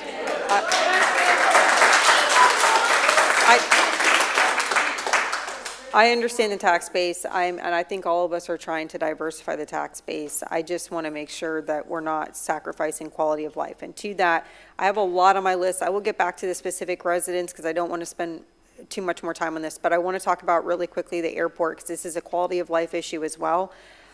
I agree with you all. It's a county airport. We are preempted by the FAA in a lot of ways. We're preempted by whatever the county can do. Even they're preempted in a lot of ways. However, I have spoken to legal about some other options on this, and we can request what's called a Part 13 proceeding with the airport. That is it's like a informal mediation type thing, where basically we write them a letter and we say, listen, airport, we could try to pass an ordinance regarding noise, and we can put the ball in your court to challenge it if you would like to challenge it, airport or FAA. Or we can all come to the table and do this Part 13 proceeding where essentially we put evidence in front of a hearing officer that says, look, these are the flights that are flying underneath 1,000 feet that aren't going on the contours, aren't going on the flight plans. And you can see all of these. There's overlays. There's a GIS technology that you can use to see what's going on up there. The elevation of the flights, the decibel levels, all those things. We put that in front of a hearing officer, and we get the the airport administrator and the airport to negotiate with us to A, have maybe stricter guidelines for touch and goes, and B, enforce its own guidelines. The woman who brought up the little brochure, that thing's laughable. I will be honest with you. I think it's laughable. It's a little brochure that says, hey, this is what we kind of suggest that you do, but because our tower's not manned, we don't really have a way of enforcing it. That's reality. So I think that if we can get consensus to have legal write a letter to the airport to say, look, airport, we're going to play ball. Please come to the table with us, sit down with us, have a conversation, and let's see what we can do to protect quality of life without pushing your hand, forcing your hand with an ordinance. I don't know if this council would eventually be in favor of trying an ordinance, but at least we can take this first step, which we've been saying over and over and over. We can't do anything, we can't do anything. This could be one first small little step to doing something. So I would ask for consensus in that regard. Yeah, I'm in favor of anything we can do. You know, my concerns are just the limitations of that. I agree. You know, I agree. I feel like we would do something if we could. So any avenue we can take. Mr. Duffy, you talked about that with the vice mayor? Yeah, we have Attorney Blocker and myself have looked into the issue, and we would recommend this is the next best course of action. Okay, well, we've had these conversations in private, but for me, I want our city to have the airport. I think you got an administrator out there that lost the First Amendment lawsuit case. He shouldn't be on staff out there. That is not even an enclave anymore. It's an island. Our city surrounds that airport. They don't even have an aviation attorney on retainer to even tell them what they should be doing or what they're doing wrong. So I think we should need to pressure the county into turning over the airport to us. That's me personally, and I don't know what kind of legal, hurdles we'd have to go through to get to that. But we are losing a lot of economic opportunity by the county controlling that airport. And I think it's poor administration, and there's stuff coming out there, and really, it should be under our city control because it's not an enclave, it's an island. That is in our city. It should be our city airport. That's just my perspective. But if you want to have the attorney work on that sound ordinance, that's fine with me. I'll give you consensus on that. Is that writing a letter to them saying, look. So it's, is it writing a letter? What would you call the procedure again? It's a Part 13. Part 13? It's regulated, it's CFR, and I don't remember the title, the section of the title, but if you just look up CFR Part 13 proceeding, FAA. It's like a dispute resolution. It is. It's an alternative dispute resolution proceeding. Okay. It's like mediation. It's a little less formal than arbitration. So it's kind of this first little nudge, so to speak. Hey, let's all get around a table and talk. And the FAA kind of strongly encourages the airport to do that so that we don't have to then go to that next level. You have my consensus. Thank you. You good? We good with that? What else do you have for the residents? I'll address it later with staff. All right. Thank you. Okay, let's move on. If I can, I did receive an email from the county administrator. She's watching the meeting. The timeline on Belvedere is the grant expires on June 30th of 2026. Once the county enters into the grant agreement, they have 180 days to close.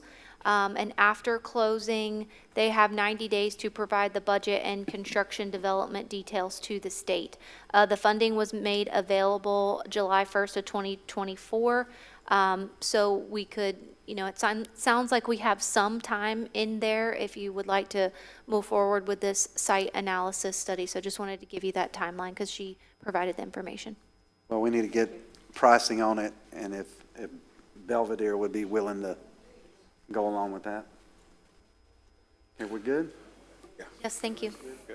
Okay, we need to approve the minutes for the March 18th, 2025 business meeting. I'll make a motion to approve those Second. minutes. All in favor, say aye. Aye. Allison? Thank you, ma'am. Okay, we're going to move. Oh, I'm sorry, we got a presentation on here. I was flipping my page. Okay, we have a presentation on here, Annual Health and Safety Employee Calendar. Is this the little thing I have here? Yes, it is, Let's give them Mayor. just a couple of moments Yes. to clear the room, please.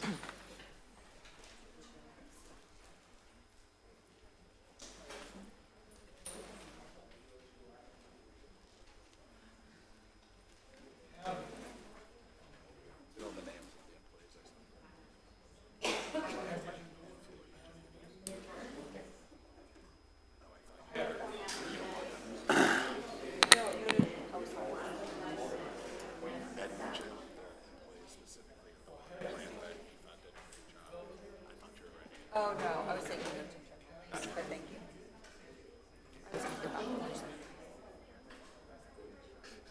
Try not to relive that.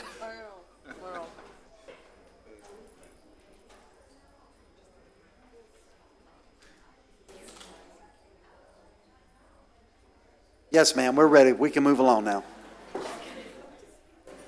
Okay, well, good evening, Mayor, City Council, and residents.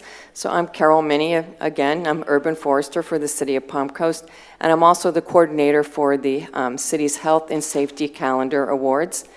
And this is a wonderful annual calendar that we do where we ask our very talented artistic children that are either daughters or cousins, somehow related to a city employee. So we're going to go ahead, and we are here tonight to honor these wonderful artistic kiddos. Are you ready to go? I think they are. All right. So just to give you a little bit of contest overview, so I've already told you that it's for employees. If you're related, whether you're a son, daughter, granddaughter, cousin, you're able to participate. Our age groups are 7 to 10 and 11 to 12. Our judging criteria is 40% for their originality and creativity, 10% for the aesthetic quality, 30% for their clarity of message, and then 20% to adhere to the contest rules. So we're going to start out with our honorable mention, and I have my colleague here, Lisa Lynch, from our HR department that will be handing out the prizes. We've gone with prizes that help to keep the kids in their creative mindset. Also, some items are science-based as well.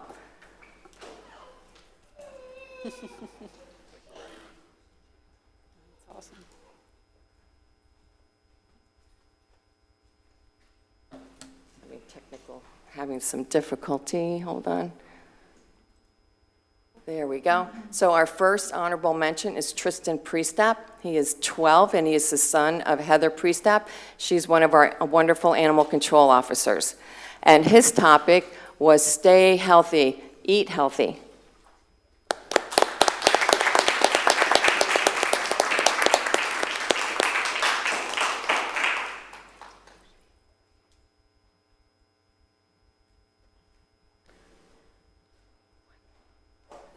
Next up for honorable mention is Zane Zaragoza. He's age 8. He's the son of Nicole D. Matina, and she is within our community development, and she is one of our technicians. I think that she is not here this evening, so we'll move on. Next up is Giovanni Van Gordon. He is age 8. He is the grandson of Nicole D. Matina, our community development technician, and I think he is not here as well. Another honorable mention is Justin Zaragoza, age 11, son of Nicole D. Matina, and she's, again, our community development technician. And you can see his topic was wash your hands. Now we're going to go along with our winners from the 11 to 14-year-olds. We will start with our third place winner, Viviana Tyner. She's age 11. She's the daughter of Ray Tyner, and he is the Community Development Deputy Director. And she wants you to eat healthy and stay healthy. And her month is in June of 2025.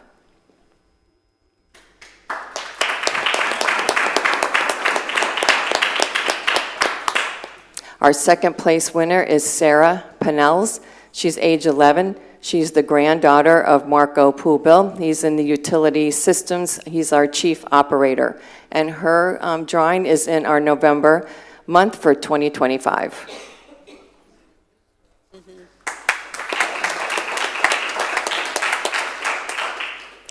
And our first place winner in this age group is Lila Felipe. She's age 11, and she is daughter of Liliana Felipe, Code Enforcement Specialist number 2.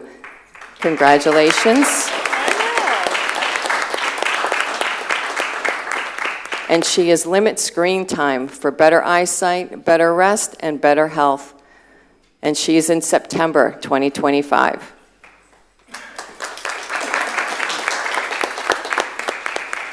Oh, we're moving on to our 7 to 10-year-old winners. We have our third place, which is Lorenzo Forte. He is age 9. He is the son of Anthony Forte, who is a driver, engineer, paramedic, and a building and fire inspector with our fire department. Congratulations, Lorenzo.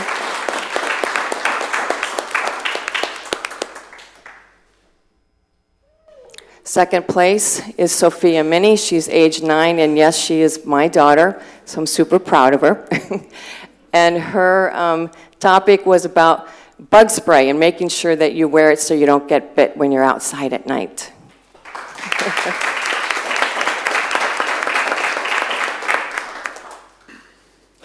Then our third place winner, oopsie.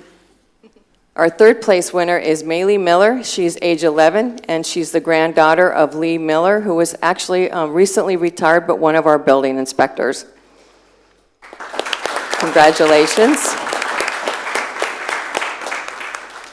And you will find her, she's in March 2025. Now to announce who the calendar cover winner was, it is Lila Felipe. She was our calendar cover winner, so congratulations. Again, come on up.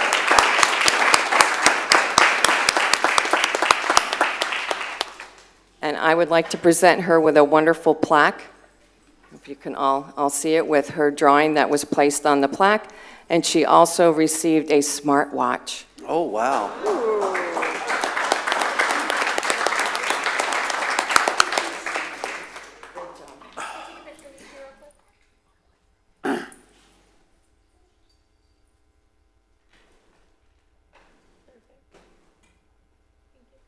Good job.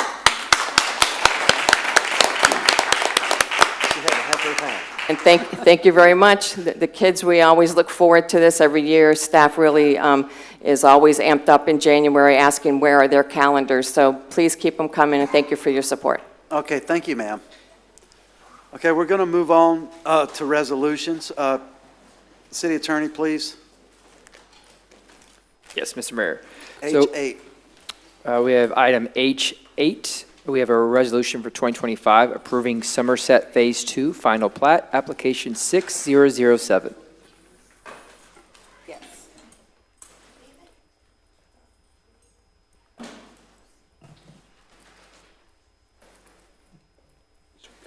evening, Mayor, council members. Just give me a moment here to pull it up. All right, thank you.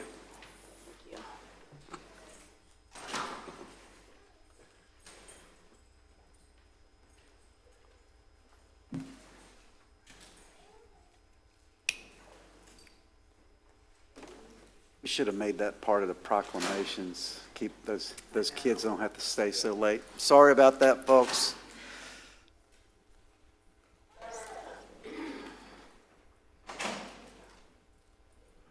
Okay, good evening, Mayor, council members. Estelle Lenz, planner with the city, and I'm here with Dennis Leap, our site development manager and engineer.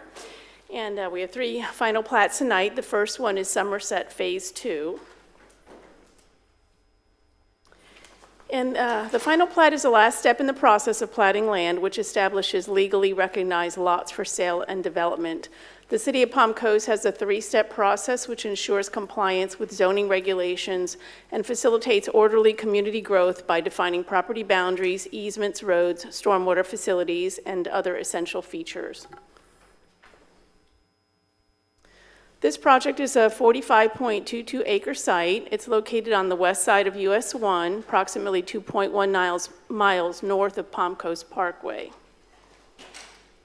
The zoning designation of the property is MPD, Master Plan Development, and the future land use map designation is DRI with a little bit of conservation. The green area is conservation. The subdivision platting process is a 3-step process. The first step is the subdivision master plan. That requires Planning and Land Development Regulation Board approval for projects that create more than 100 lots. This step ensures that the proposed project will meet the City Land Development Code requirements and any applicable development agreements. This project's subdivision master plan was approved by the Planning Board March 16th of 2022. The second step is the preliminary plat, which requires administrative approval. The preliminary plat is submitted with the construction plans, and this approval allows the developer to obtain a site development permit and commence construction of the infrastructure. The preliminary plat was approved January 5th of 2023, and the construction of the infrastructure for this project began in February 2023 with the site development permit for Phase 1. And the site development permit for this phase, for Phase 2, was issued in August of 2024. The final step, the third step, is the final plat. That's what we're here this evening for, requires City Council approval. And the final plat is reviewed by staff, the city attorney, and a second-party surveyor to ensure that it meets all the Land Development Code regulations and state statute requirements for recording. So this project is located on Tract 15 of the Palm Coast Master Plan Development, the MPD, which is located within the Palm Coast Park Development of Regional Impact.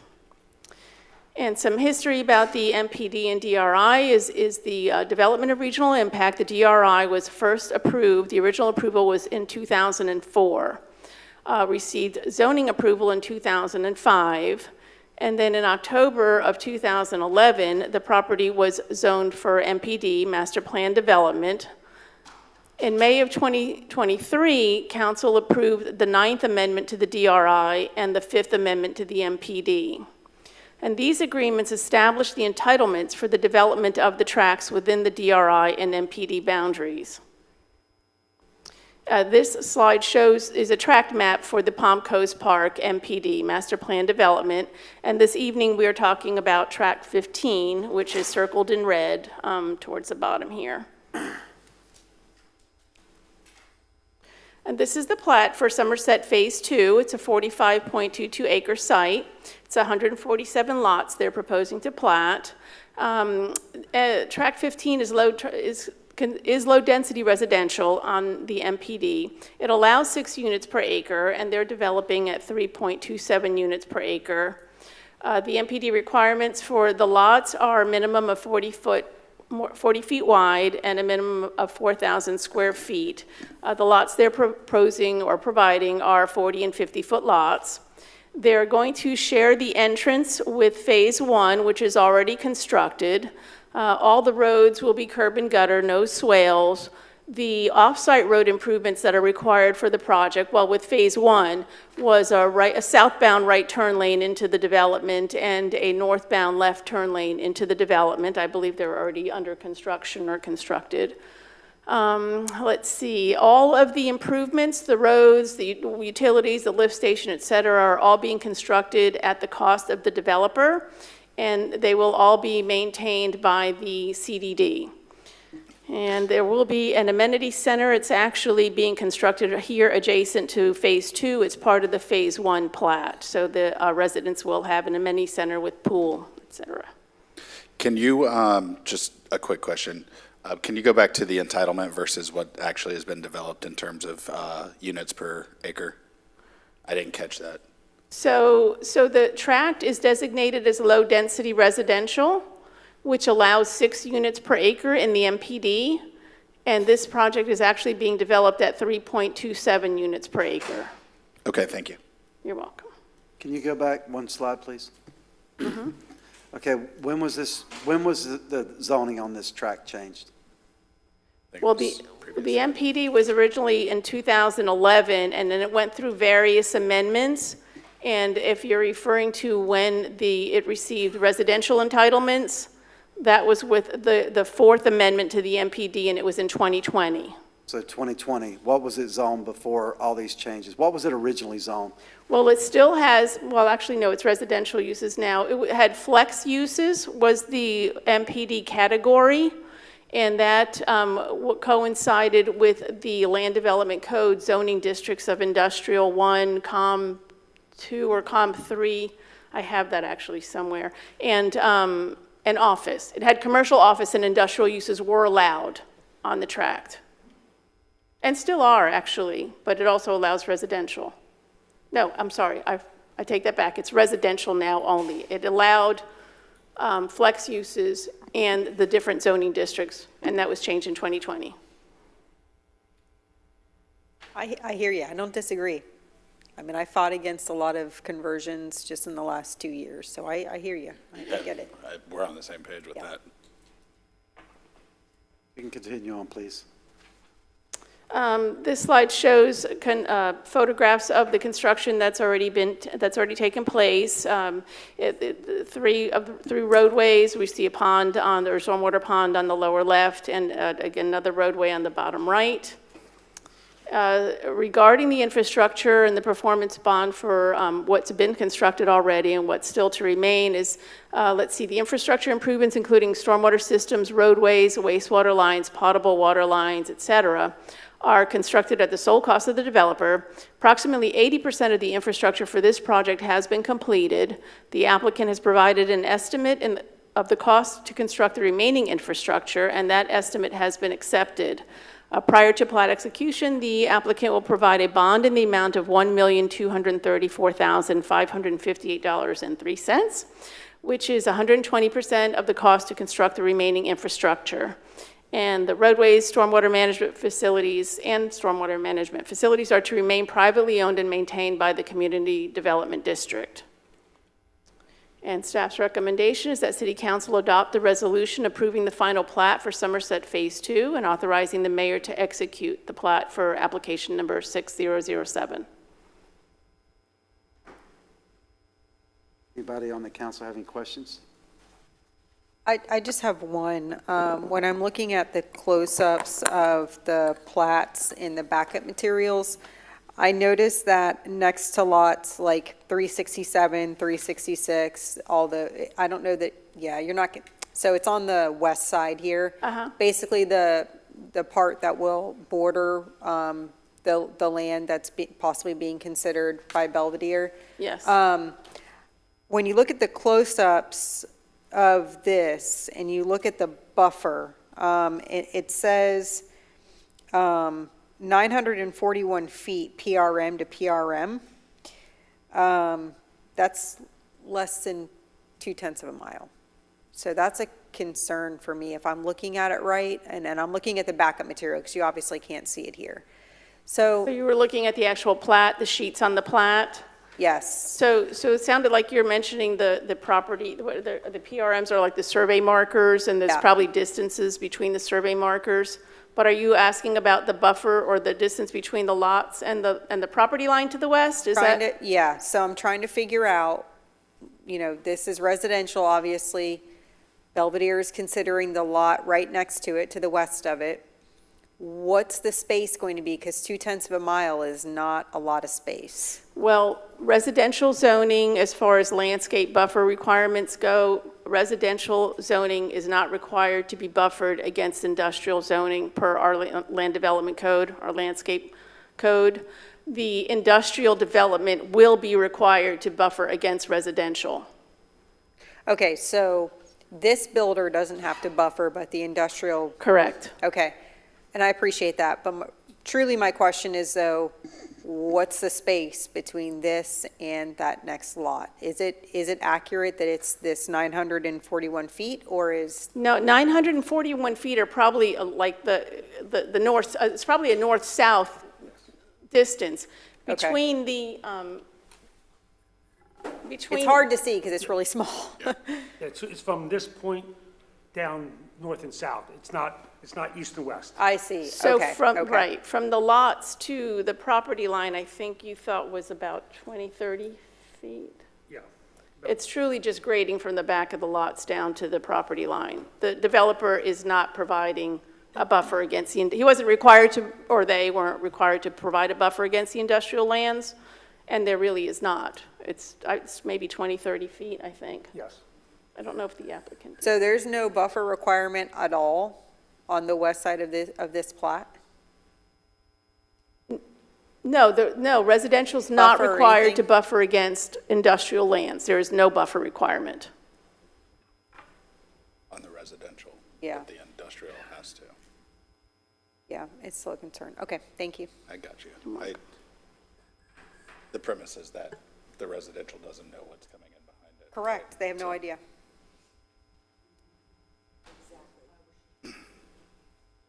Any other questions from the dais?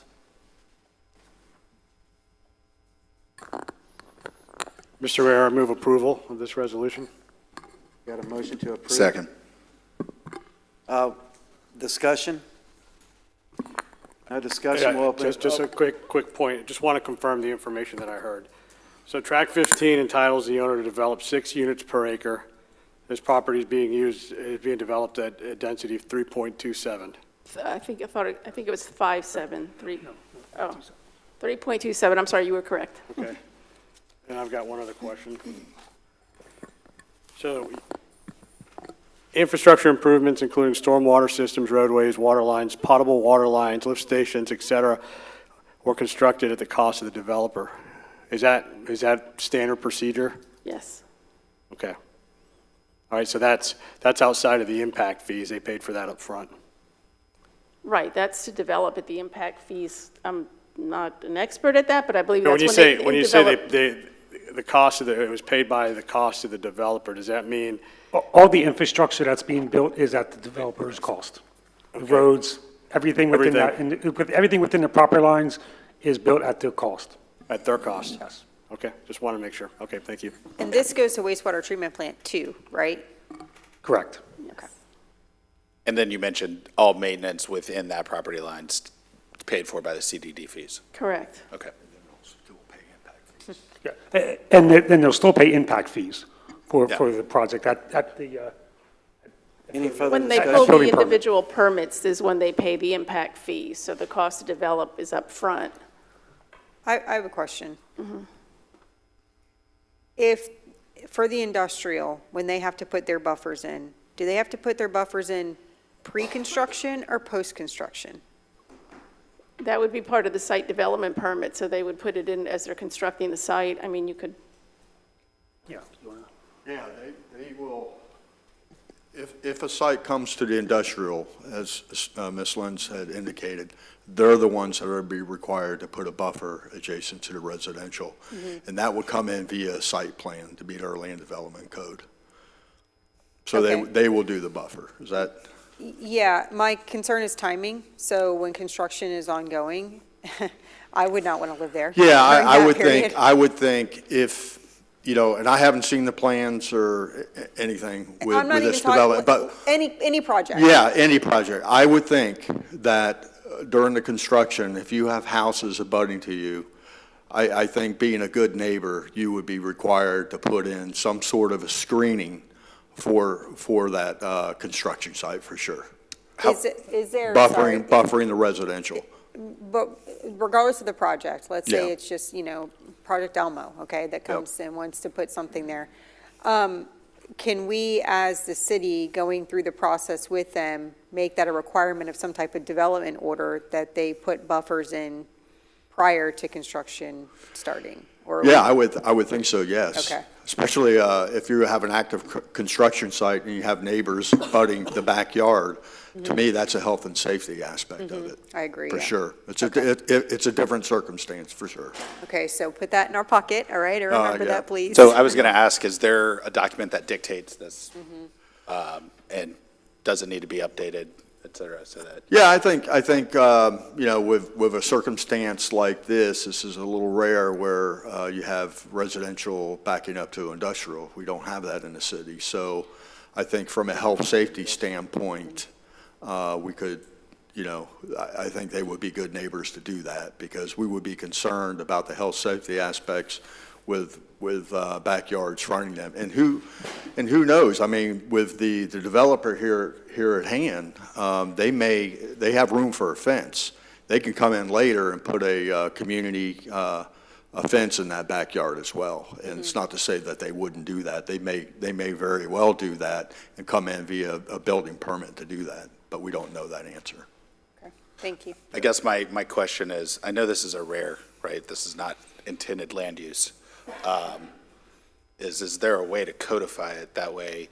The intent of this to, on the front end, be required to put in the buffers should be the standard always going forward, unless some future council decides to rip it up, I think that would be in our LDC, right? Yeah, it'd be in our LDC, Which we're Land gonna Development Code. address. So this year. we're gonna amend that. Okay, Yeah. so, gotcha.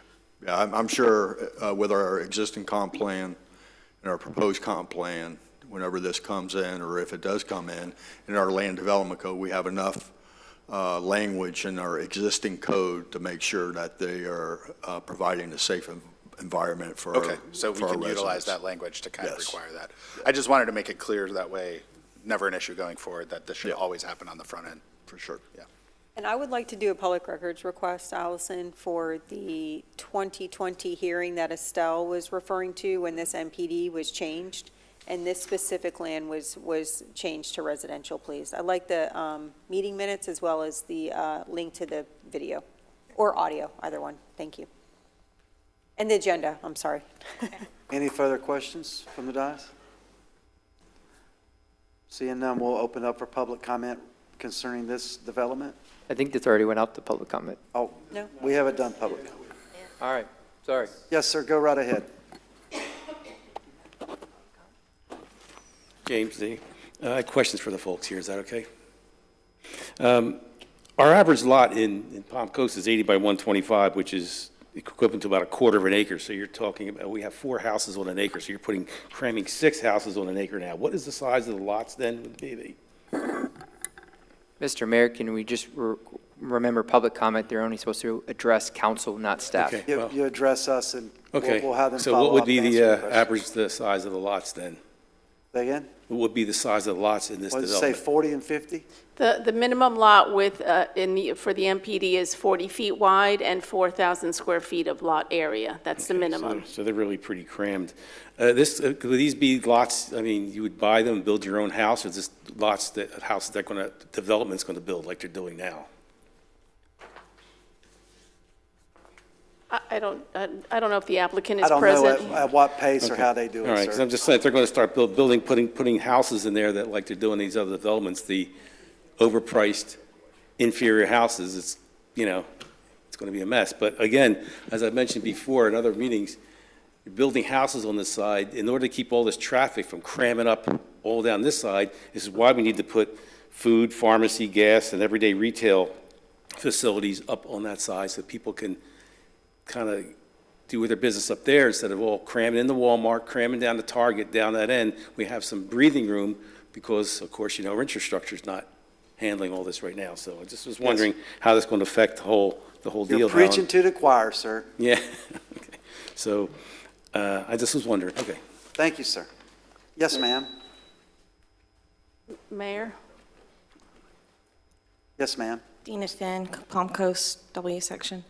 I don't have anything eloquently written out, so maybe next time. Go right ahead. But, and this was kind of addressed before in a way, but in relation to this, I think that given the look on some folks' face up there, you know, maybe, I know you said that the mayor had worked hard to get favor with, you know, some companies coming here, like maybe Belvedere.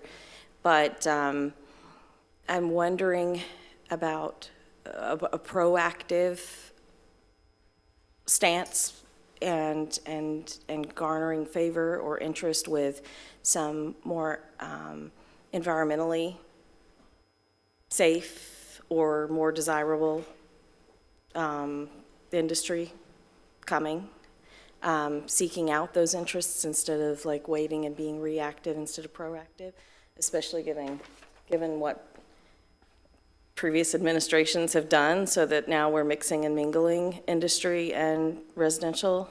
So just trying to mention it early on in this process so that maybe we have some time to maybe not be trying to continue to entertain these couple of companies that have very questionable pasts and very questionable records on safety and experience, but maybe just going toward something a lot more desirable for our community. But anyway, Thank you. I'll write it better next time. Thank you, ma'am. Any further public comment? Yes, sir.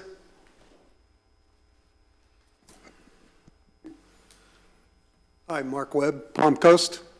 So obviously from your faces, you had the same concerns I had. Mayor, in your efforts to work with Belvedere, were you aware of this Somerset plot being their next door neighbor? Secondly, is Palm Coast responsible in any legal way of informing this development that we may be putting a hazardous, environmentally questionable neighbor next to their development? And further, would we also have some type of responsibility through the developer to inform the buyers of the potential? And I haven't heard nothing about a time frame of what would happen before the other. And these are just common courtesy comments that we would have in these challenging developments that we're going to be looking forward to. So I just kind of question, if I was a home buyer and I came in and found out 6 months after I bought my home, my life investment, to see that all of a sudden you find out that this 300,000 gallon petroleum monstrosity is now going to be in my backyard. And I just ask us and you guys, because that unfortunately is your job, if you've done the due diligence to protect the citizens, which I know is something rolling around in some of your heads now. So those are just questions that I think we should probably be asking as we develop around potential growth opportunities. Thank you, sir. Hey, it comes up a lot, Mr. Webb. Green space is owned by someone, and usually it's developed into more housing. A lot of people were sold. That across the street, that's green space. It's never going to be developed, but we've seen that happen in the past, too. But were you aware of the development when you were working with Belvedere? Well, all this stuff's been laid out for years, sir. Yes, ma'am. Hi, I have a question. I'm Leslie Johnson from the P section. I can't see it too well, so this might seem like a real dumb question. I see a way in to the development. Is there a way out, a separate way out, or is it in the same location? Ingress, egress, these are two is there just one way in, one way out? Yes, well, the main entrance is going to be shared with Phase 1. It's right here where I'm pointing to, so that's the main entrance. And once the development is over 50 units, they have to have a secondary entrance, whether it's a permanent entrance or emergency. And that will come down through Phase 1, and there is an emergency route out to US 1. So there's an existing secondary entrance. Thank you. There you I've go, been Leslie. really concerned, especially now knowing who their next door neighbors will be. If something should happen, these guys need a way to get out in an emergency, and these things really frighten me. So thank you very much. I appreciate the Yes, answers. ma'am, thank you. Any further public comment? Yes, ma'am. Hello, my name is Narina Speaks. I'm a Sawmill Branch resident. As we're discussing Somerset, we're essentially similar buyers, just D.R. Horton. And when we were buying, nobody said anything about our children being endangered by this type of industrial development. I hear you loud and clear. This was not meant to be residential. This was meant to be industrial. Got it. But we're there. And nobody told us that I'm going to be waking up in the morning and thinking, is my 2-year-old going to be poisoned today or not? And I'm sure as mothers and fathers, you understand very well our concerns. And we poured our savings from whole entire life, our savings into these houses. People with asthma, people with disabilities, people who that was their last money. None of them going to be able to get out of there. We're not saying don't ever put anything there. We live by 2 storage facilities, gas station, water treatment system. All of that's there. We're not saying don't put it there. We're saying don't put there anything toxic that will kill our children tomorrow. That's all we ask. Brilliant, Vice Mayor, brilliant. Thank you so much for thinking about us, and thank you for responding to our emails, and thank you for listening to us. When we voted, when we wanted people who knows what we need and represent us, we really put our hopes and dreams and our future of our kids in you to really stand by us and support us in this. We had so much prepared. We have presentations, we have official stats, but it's late in the day. It's not the time to do that. Just sharing with you everything that you heard today. I'm not going to repeat and reiterate, but sharing the emotional side of it and just asking you to be on our side and with us on this. Again, we're ready to have another industrial project. We need it. All sounds right, just not something that is dangerous for us. Thank you so much. Thank you, ma'am. Thank you. Anyone else for public comment? Seeing no one come forward, we'll bring it back to the dais. Mr. Mayor? Yeah, so just some additional thoughts. You know, I'm looking at this project. You know, original approval for the DRI and future land use was 2004. I mean, this project has been a long time coming. You know, the designations of all that. Belvedere hasn't. You know, so as we look at things that this city has been planning for a long period of time versus, you know, yes, we do want to have economic growth. We just need to make sure it's smart. I mean, I think that's the only thing the residents are asking us for. But there's been consistent steps followed and approved along the way, and our residents live there now, and so you know, I think we just need to continue to consider, you know, where we put Belvedere going forward. Thank you, sir. Anyone else? Vice Mayor? The only thing I'll say is, and this kind of goes to Mr. Webb's point, this developer asked for this, okay? So the developer that asked to have an amendment done asked to put residential next to this giant industrially zoned place next to a rail spur. So I don't think it ever should have been approved, okay? It had to go through PLDRB, it had to go through council. We can debate what should and should not have happened then. But the developer at the end of the day that sold these folks their house or sold to the builder that then sold to you all, they're the ones who asked for this. And it's unfortunate, but this is why I caution council, when you're looking at these things, and shout out to PLDRB, when you're looking at these things and you're making these decisions and it may not seem like a big deal at the time, this can be the end product of these types of decisions. This is why we have to take these things so seriously and not be tagged as anti-development council members. We're not anti-development. We're pro-resident. We're pro-safety. We're pro what makes sense in our growth scheme. So as we go west and we start to plan this entire 20,000 acres out west, these are the things that we need to be mindful of, because when things get changed, 5 years ago, they probably had no idea that Belvedere, I'm sure they didn't have any idea that Belvedere may be considering this project. And at the time, before this was changed, it probably was much more appropriate. So I just, want to caution us as we look to the west and we look to really make some big decisions. This is the forward thinking we need to have. Thank you. Councilman Miller? Yes, Mr. Mayor. Exactly to the point. I agree that the developer did this, right? So they asked for it, so the liability or the onus is definitely on them to give those disclosures to the residents coming in that they're adjacent to industrial. I would ask, I would ask, similar to what we just discussed, if there's any way that if we ever have a permitting for residential adjacent to industrial, that NRS, that there be a disclosure. I think that's appropriate so that people who are moving in know that. I think it may dissuade development in a sense, because that would lower the property values on their end, if they have to disclose that potentially.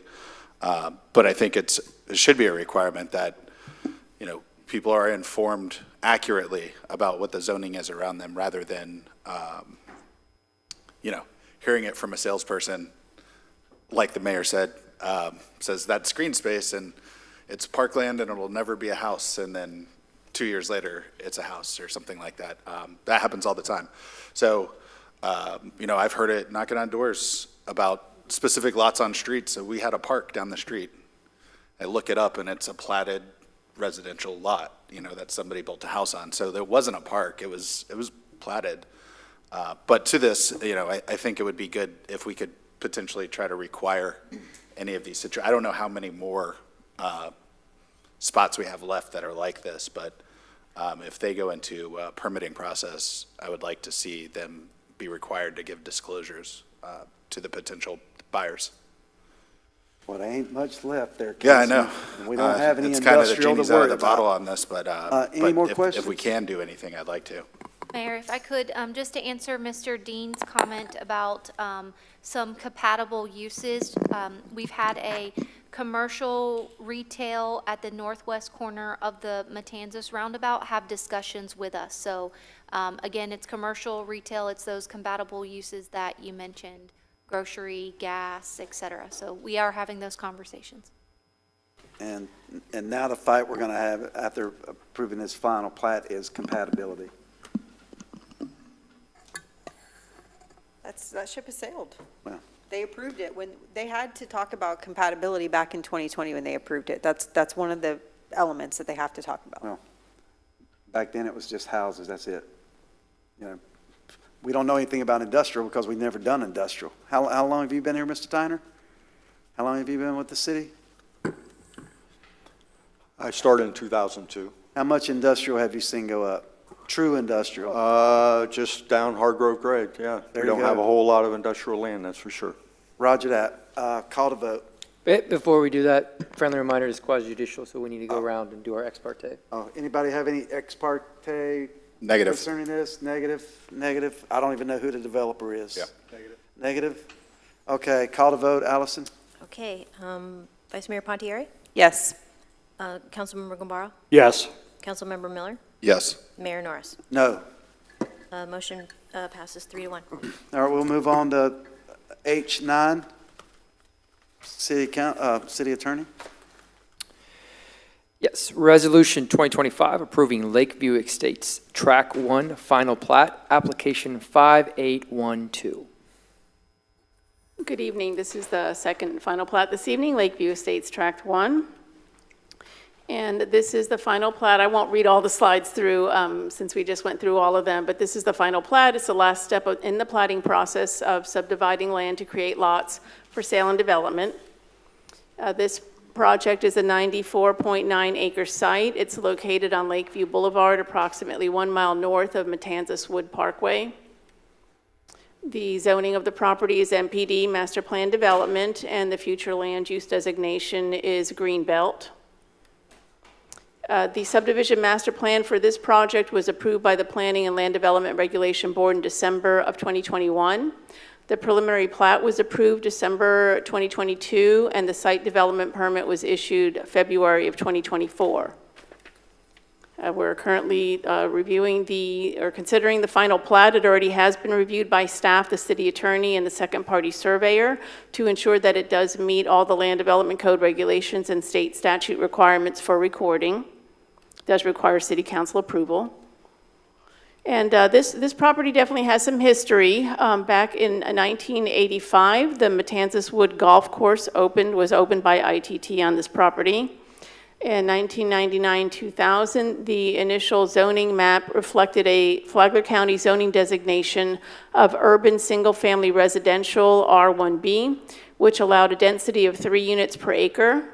In 2004, the city's comprehensive plan designated the property as Green Belt on the future land use map, reducing the density to 1 unit per acre. In 2007, the golf course was permanently closed. April of 2019, Matanzas GC Palm Coast LLC purchased the property and applied for MPD zoning. That zoning was approved in January of 2021. City Council approved the ordinance which established the Lakeview Estates Master Plan Development. It was approved by the Planning Board in January of 2021. Tract 1, which is the tract we're considering this evening, is a 94.9 acre site. It's designated for single-family residential development, and it includes view protection zones, wetland preservation, stormwater ponds, community amenities, and the MPD requires it to follow the SFR1 zoning standards as per the Land Development Code. Regarding environmental safety on the property, the Master Plan Development Agreement requires Tract 1 to be free of environmental hazards that would have been associated with the golf course use. On November 7th, 2024, the Florida Department of Environmental Protection confirmed compliance with the environmental remediation standards. In April let's see, we just did this one, sorry.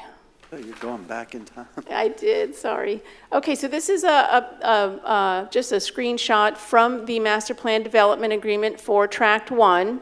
So the beige area shows the area that can be developed as single-family residential units. The green areas are the view protection zone and conservation areas. And this is the plat, and there are 2 entrances on this plat. We've got one coming in from Lakeview Boulevard, another one entering the subdivision from London Drive. The lot requirements for this MPD are minimum 50-foot width for the lots and 6,000 square feet of lot area. And also on this one, as all the subdivisions that you'll be seeing, the infrastructure, the roads, the utilities, the lots, lift station, et cetera, are being constructed at the sole cost of the developer, and then they will be maintained by the homeowners association. This project is also providing an amenity center for the residents, pool and et cetera. Some construction photos show roadways being built. The bottom left is one of the ponds. The bottom right is the lift station under construction. And the infrastructure improvements for this project, including the stormwater systems, roadways, wastewater lines, potable water lines, lift station, et cetera. Again, they're constructed at the cost of the developer. For this project, approximately 75% of the infrastructure has already been completed. The applicant has provided an estimate of the cost to construct the remaining infrastructure, and that estimate has been accepted. And prior to plat recording, the applicant will provide the bond in the amount of $2,029,958.10, which is 120% of the cost to construct the remaining infrastructure. And again, the roadways and stormwater management facilities will be privately maintained by the homeowners association. Excuse me. And the recommendation is for council to adopt the resolution approving the final plat for Lakeview Estates Tract 1. and authorize the mayor to execute the plat for application 5812. Thank you, ma'am. Any questions from the dais? I just have one. If you go to the colored map where it's got the track, yeah, this one, this little E area in the bottom right where it says SFR2 single family, is that not a part of where SFR1 only is allowed? I just want to, what is that? About that. Was that the cluster lots there? Wasn't? Yeah. Yeah, they're the building, I think there's like 4 lots there that they can build right on that road, if we're talking about this spot, right? Oh, sorry. That little B, That little spot right there. Right. little B down in the bottom right. Yeah, that is owned, is that SFR2? So how can that be if the whole thing is zoned SFR1? The requirement, oh, I'm sorry, go sorry. ahead. This view here is from the MPD development agreement. We're just talking about track 1. As part of the development agreement, there was a few areas, several areas around the old golf course area that they allowed to have a couple lots. Some of them had maybe 4 or 5, but this one is not part of this one. But this one is, they have to do 60-foot wide lots on that, and they might be able to get 1 or 2 only right there. Okay, so we're not approving where B is, we're only, No, just Okay. the subdivision for 1. I gotcha. Okay, thank you. Any more discussion from the dais? Mr. Mayor, move approval. Motion to approve? Second. Any further discussion from the dais? None? We'll open up public comment. Anyone have any public comment on this plat? Seeing no one come forward, we'll bring it back to the dais. Any closing comments? Allison, call to vote. Mr. Mayor, ex parte again. Oh, I'm sorry. Anybody have any ex parte on this development? No, sir. None here? None. You have none, Marcus. Okay, call to vote, Okay. Allison? Vice Mayor Pontieri? Yes. Councilmember Gombaro? Yes. Councilmember Miller? Yes. And Mayor Norris? No. Motion passes 3-1. We're moving on to item H10. Resolution 2025 approving a Grand Landings Phase 5A final plat, application 5954. Thank you, sir. Okay, good evening, and once again, this is the final plat for Grand Landings Phase 5A. And again, this is a final plat. It's the last step in the platting process for subdividing land to create lots for sale and development. This project is a 59.09 acre site. It's located on the south side of Citation Boulevard, approximately 2,200 feet east of Belterre. The zoning of the project is MPD, Master Plan Development, and the future land use map designation is residential. And this one's a little bit different. The first step of the process is the subdivision master plan. However, for master plan developments, the project may skip this step and move directly to the preliminary plat if the conceptual plan provided with the MPD rezoning contains a level of detail satisfactory to permit the subject property to proceed directly to the preliminary plat. And Section 4 of the second amended and restated Master Plan Development Agreement for Grand Landings provides that this project may proceed directly to the preliminary plat. So for this project, the preliminary plat was approved September 22nd of 2022. The site development permit was issued September 25th of 2023. And we are this evening, of course, considering the final plat, which requires city council approval, and it has been reviewed by city staff, the city attorney, second-party surveyor to ensure that it meets all the land development code requirements and state statutes for recording. The history for this project is May of 2007. It was annexed into the city. It's part of 774-acre project known as Grand Landings. March of 2014, the future land use map designation or future land use map amendment was adopted, changing the county residential low density / rural estate and commercial low density to city residential and mixed use. In May 2014, the zoning was adopted, changing it from county planned unit development to city master plan development. The city MPD agreement permitted development of 749 dwelling units and 150,000 square feet of neighborhood commercial uses, and this is consistent with what had been approved in the county. August of 2019, the MPD was amended. The maximum number of units was increased from 749 units to 890. Grand Landings Phases 1 through 4 have already been approved for 471 units. This plat, Phase 5A, proposes 142 lots, so that totals 613.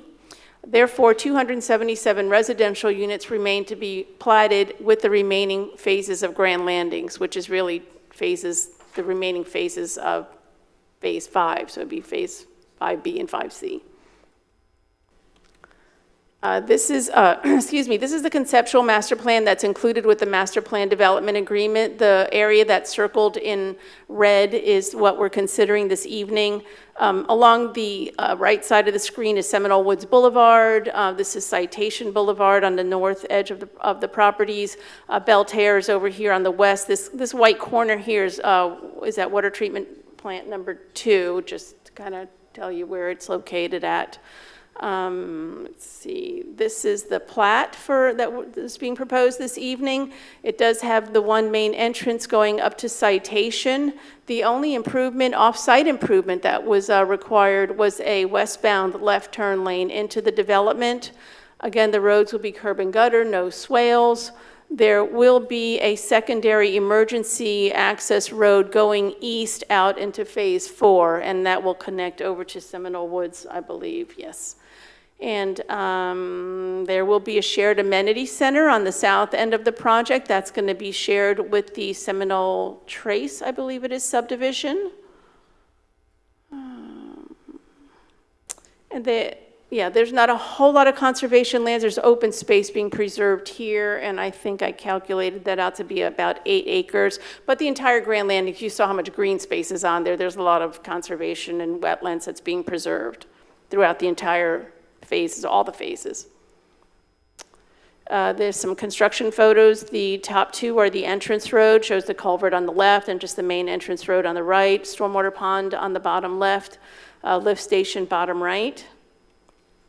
And for this project, approximately 80% of the infrastructure has already been completed.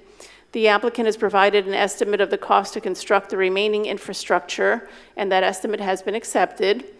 Prior to the recording of the plat, the applicant will provide a bond in the amount of $491,099, which is 120% of the cost to construct the remaining infrastructure. And again, the roadways and I didn't say that, but the roads and all the infrastructure will be developed or constructed at the sole cost of the developer, and they will be maintained the roads will be maintained and the stormwater system will be maintained by the homeowners association. And staff recommends that City Council adopt a resolution approving the final plat for Grand Landings Phase 5A and authorize the mayor to execute the plat for application number 5954. Thank you, ma'am. Any comments from the dais? I have a question. The remaining 277 residential units, what's the acreage that those remaining units would be on? Do we know? I don't know the remaining acreage. I don't know if you could guess, Dennis, but it's this area directly to the west of the circled area and directly to the east of the circled area. This is going to be kind of where I'm looping around here is going to be 5B, and this is going to be 5C. I don't know what the acreage is. Okay. From a legal standpoint, what are we able to consider when denying or approving these final plats? Because the way I understand it is there's not much that we can really, if they've complied with the LDC, if they've complied with the infrastructure, if they've paid the bond, that's pretty much it, right?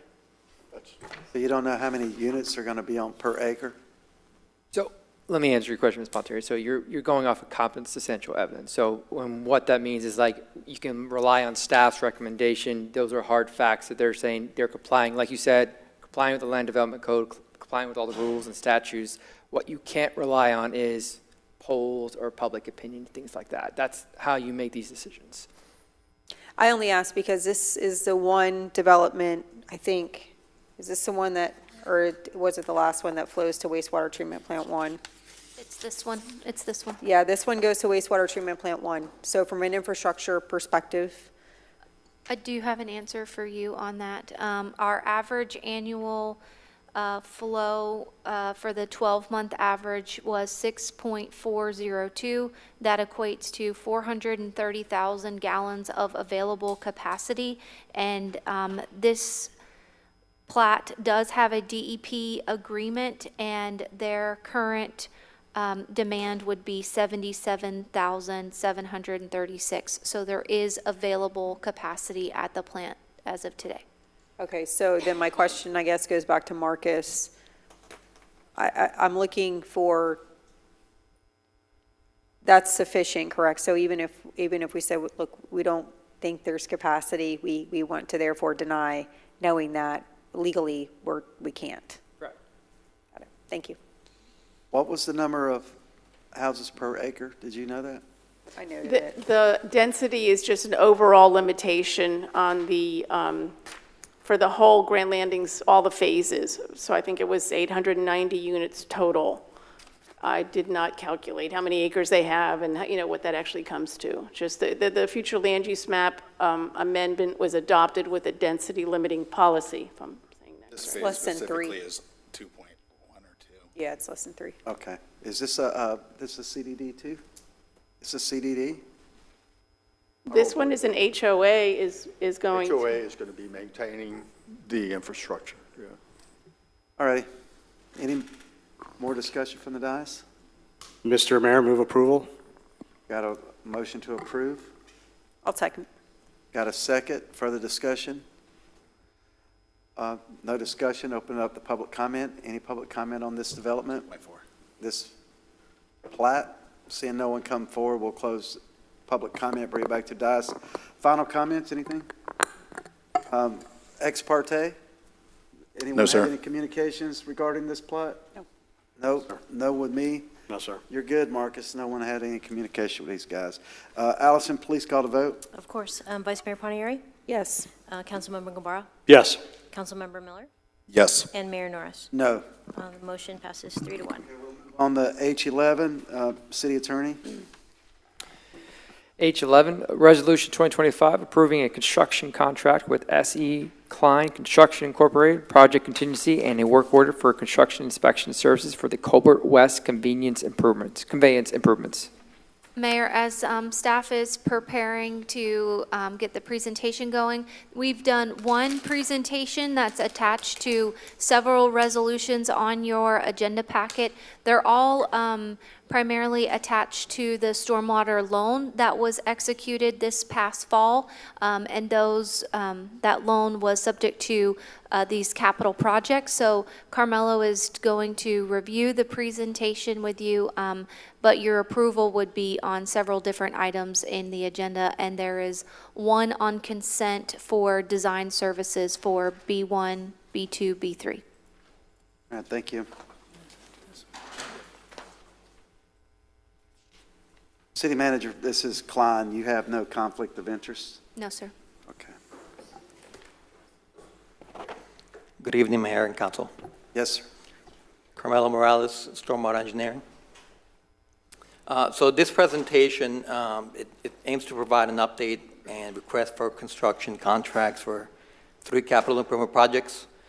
And just in essence, to save time, because I saw that the agenda was pretty busy, I consolidated all 3 into one presentation, and then we can kind of go over some maps and exhibits, and I'll answer any questions you may have. You can approve them or not approve them individually, but the presentation will kind of have one sheet for each one of these projects. So these last through resolutions, 11, 12, and 13 are all rolled up into this package here, Carmelo? Yep, all 3 are mine, so they're all, yeah. Okay, thank you, sir. You're welcome. So the 3 projects that are listed are the Colbert drainage improvements, the K-section drainage improvements, and the Pine Grove Canal dredging.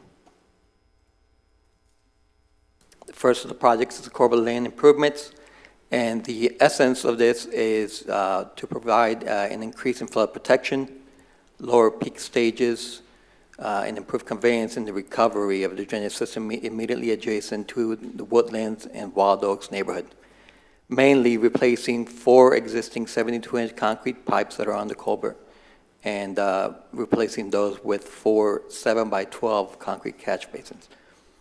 The construction project will also include construction of a temporary bypass lane to maintain traffic throughout construction period. As you all know, this is a county-maintained road, so in preliminary talks with them, we had to go several rounds of reviews with them, and that was of an importance to maintain that road open at all times.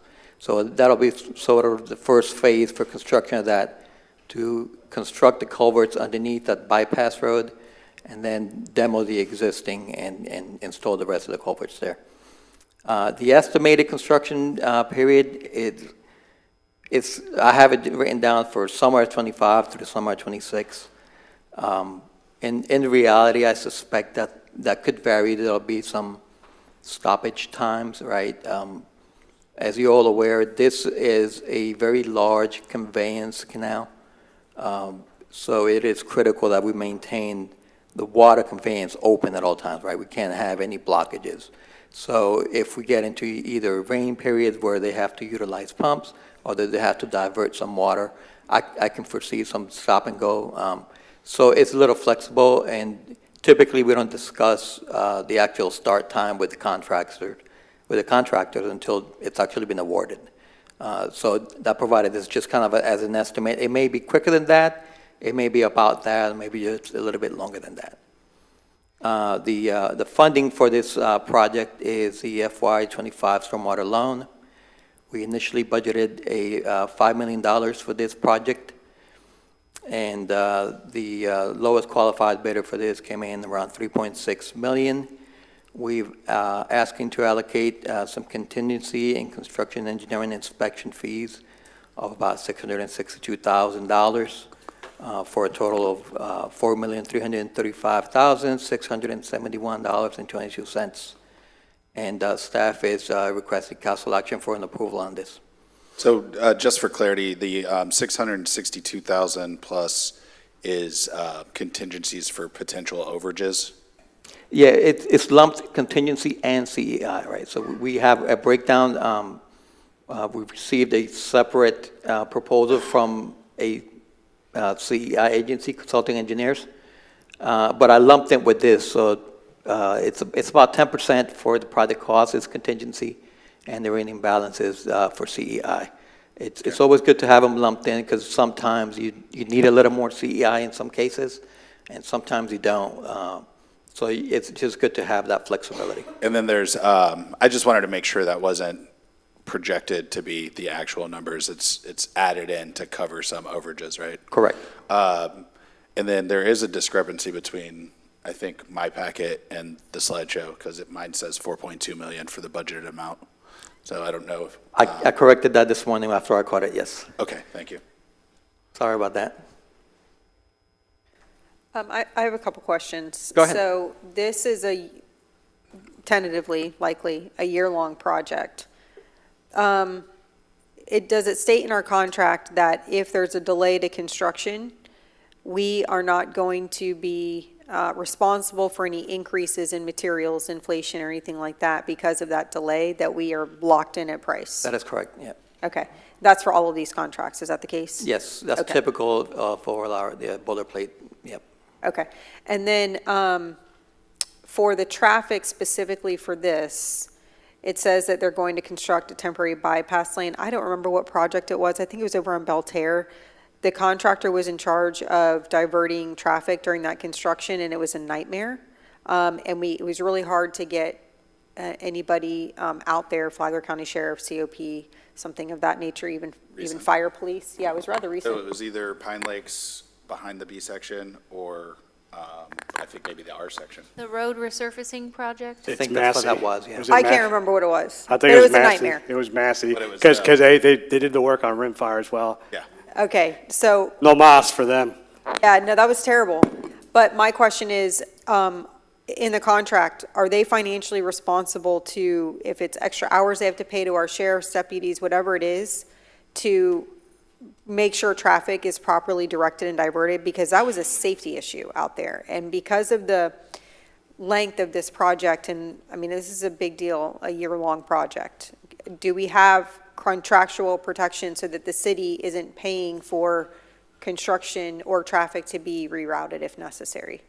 Yeah, it's part of the contract, so the plan, it's on the plans, so the plans are part of the contract, and it's different than the resurfacing in the sense that the resurfacing, you're constricted to those lanes that you have there. In this case, they're literally going to be constructing a new road next to this one, 2 lanes, and that's going to be the bypass lane. So there's going to be a period of time where you're going to have 4 lanes there, but only 2 being used as they demo the old one out. So that's critical that they get that first step done, right? The bypass lane needs to be completed. There's no rerouting. That's going to be the new traffic route during that construction period once they finish it, yeah. I hear you. I know. But we're also looking at this during hurricane season too, right? Correct, yes. So I want to make sure that we're not fitting a bill for when the things that you don't really want to happen but have to prepare for actually happen. Last question, this is about all the contracts. There was a reference in the contract to a section 14.13, I think, in general conditions that said if the time in which this is not completed pursuant to this schedule, but then that schedule didn't exist in the contract that I could see. Are they held, and I understand construction's construction, I mean, I represent a lot of builders, so I get it, but are they held, can we hold their feet to the fire in any way, shape, or form if there's a delay, because that's the liquidated damages section that says if this delay costs us money, but then it references a section that I didn't see exist. So I want to know what that teeth mechanism is. So Ms. Pontieri, just real quick, that section does exist. It's going back to the actual procurement. Those are always in our contract. So when we put that out for RFP, that section is in there. It's in the procurement documents? Yeah, so that's referencing that. So it's almost like we're adding the RFP to the contract. So that's why you see it that way. Okay, is the procurement document that I can reference in this packet? Because I didn't see that. It probably not. We don't usually add it to the packet, but they We can make it always have available to you if you'd like, yes. If someone could just send it to me, because if that's how we operate for these types of things, I want to just know exactly what it says. Ms. Pontieri, I sent it to you earlier today. Oh, It's you in did? your Okay. inbox. Great, thank you, appreciate it. Yeah, so we typically do send out like a sample contract, right, with no names or anything like that, so everyone can see what they're going to be expected to do with that contract. Okay, thank you. Yep. And on the liquidated damages, yes, we do hold them to the fire.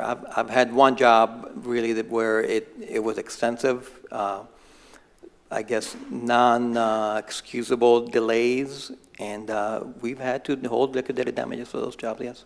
Mm-hmm. Okay, thank you. Okay, Carmela, you can continue on. So the second project is K-section drainage improvements, and very similar to the other one, it's in increasing flood protection, lowering peak stages along the roads, improving conveyance and recovery of the drainage system. In this case, it's just serving the majority of the K-section. The main portion of this work would be replacement and upsizing of aging infrastructure at various locations, mainly 4 locations for different roads that we're going to be changing and upsizing to concrete box culverts. This is a much shorter expected construction period. I've only allotted about 6 months, so I estimated from the summer to the winter. If we're lucky, it could be spring to the fall, right? But I expect it to be about 6 months. Just like the other project, the funding for this one is the FY25 stormwater loan, and we initially budgeted $5.75 million for this one. The lowest qualified bidder came in at $2.4 million, and we are asking for a contingency in construction engineering inspections of $400,000. We're still working out the exact number from the CEI, but so I estimated $400,000. That'll cover both the contingency and what I expect the CEI to come in at, and for a total requested amount of $2,808,962.72. And we're asking for a council action and approval of this construction contract. You want me to go on to the next one? Does anybody have questions for this one? Go on. Anyone have any questions? All right, move Well, along. I do have what I was looking at the, it looks like there's still one more project that's involved with this loan that is not bid out yet or concluded, so we'll see another one for part of this loan. Is that correct? Eventually, yes. And I think you talk about M2 Mulberry? Yeah, was Yeah. it Old Kings? Old Kings, yeah. Yeah, that was all I was asking. Okay. Just wanted to make sure that I understood that properly. Got it. So the last construction project is the Pine Grove Canal dredging, mainly consisting of dredging of sedimentation from almost a mile along the Pine Grove Canal. This canal really needs it. For many years, it has a lot of sedimentation in it. When we get into the drought sections, you can really see the bottom of the canal all the way at the top and for prolonged periods of time. A lot of vegetation needs to get cleaned out. So this project will improve the water quality. It's going to reduce the maintenance and spraying frequency for our staff. It's going to reestablish eroding portion of the banks that are not in great shape. Again, this is not very long period of time. We expect about 6 months for construction. I estimated from the summer to the winter of this year. Just like the other projects, this will be funded by the FY25 stormwater loan. We initially budgeted $1.2 million for this project.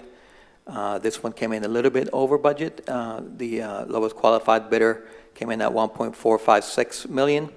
And with the, similar to the other projects, with the contingency and the CEIs, we are requesting a $1.711 million approval. And where's that overage coming from? Yeah, that's what I was going to ask, Mr. Mayor. How are we paying for that overage? I can answer that with the very couple of slides down the road. So because all of these projects are coming from the same Source? source, right? They're all from the FY25. The portion that other projects come in under budget, we can utilize to accommodate for this little bit of extra. What if it doesn't come in under budget? What if what doesn't come in under budget? So what, you said one of the other, The other ones that I presented, they have been under budget, yes. We're under by like 5 million for the other projects. And there's one remaining that we're expecting to be about $1 million, yeah. But we're probably jumping ahead. We're going to get to that on a later slide, yeah. you don't have any conflicts with this one either, do you? It's Klein? No, sir. All right, thank you. Go right ahead, Carmela. Okay. Now, this one is not a construction project that we're asking for. This is more for design services, mainly feasibility studies at 2 locations. And the feasibility studies for one of the sections is a double L section, which is just across the road from the Grand Landings near Citation Boulevard, close to the Belterre side, not the Seminole. So this, with this, excuse me, this study is going to be utilized for eventual permitting that the St. Johns River Water Management District is going to be requesting. Essentially what it'll do is going to change some drainage patterns, lower peak stages. I'll talk a little bit more about specifics of that when we get to the map discussion portion of this. The second design service is for the B1, B2, and B3 outfall structures. These 3 structures, again, we'll get more to it when we get to the map, but it's going to be utilized for permitting. It's going to lower peak stages, and it's going to be an increased flood protection. All of these structures, I guess, serve the Bel Air waterway, which all eventually outfalls to Graham Swamp and eventually the Woodlands area. So we're looking for ways to, one, renew aging infrastructure, but if we need to renew it, we might as well try to put our spin and upgrade it as best as practical. So it's $105,291.40 for the double L section, and the B1, B2, B3 outfall structures are $166,845.90. Both of these are proposals we received from Geosyntec, who was the highest awarded civil engineering RFSQ that we sent out last year. So this is our first time, or my first time, working with them. They're the same contractors that did the the county's master stormwater system. I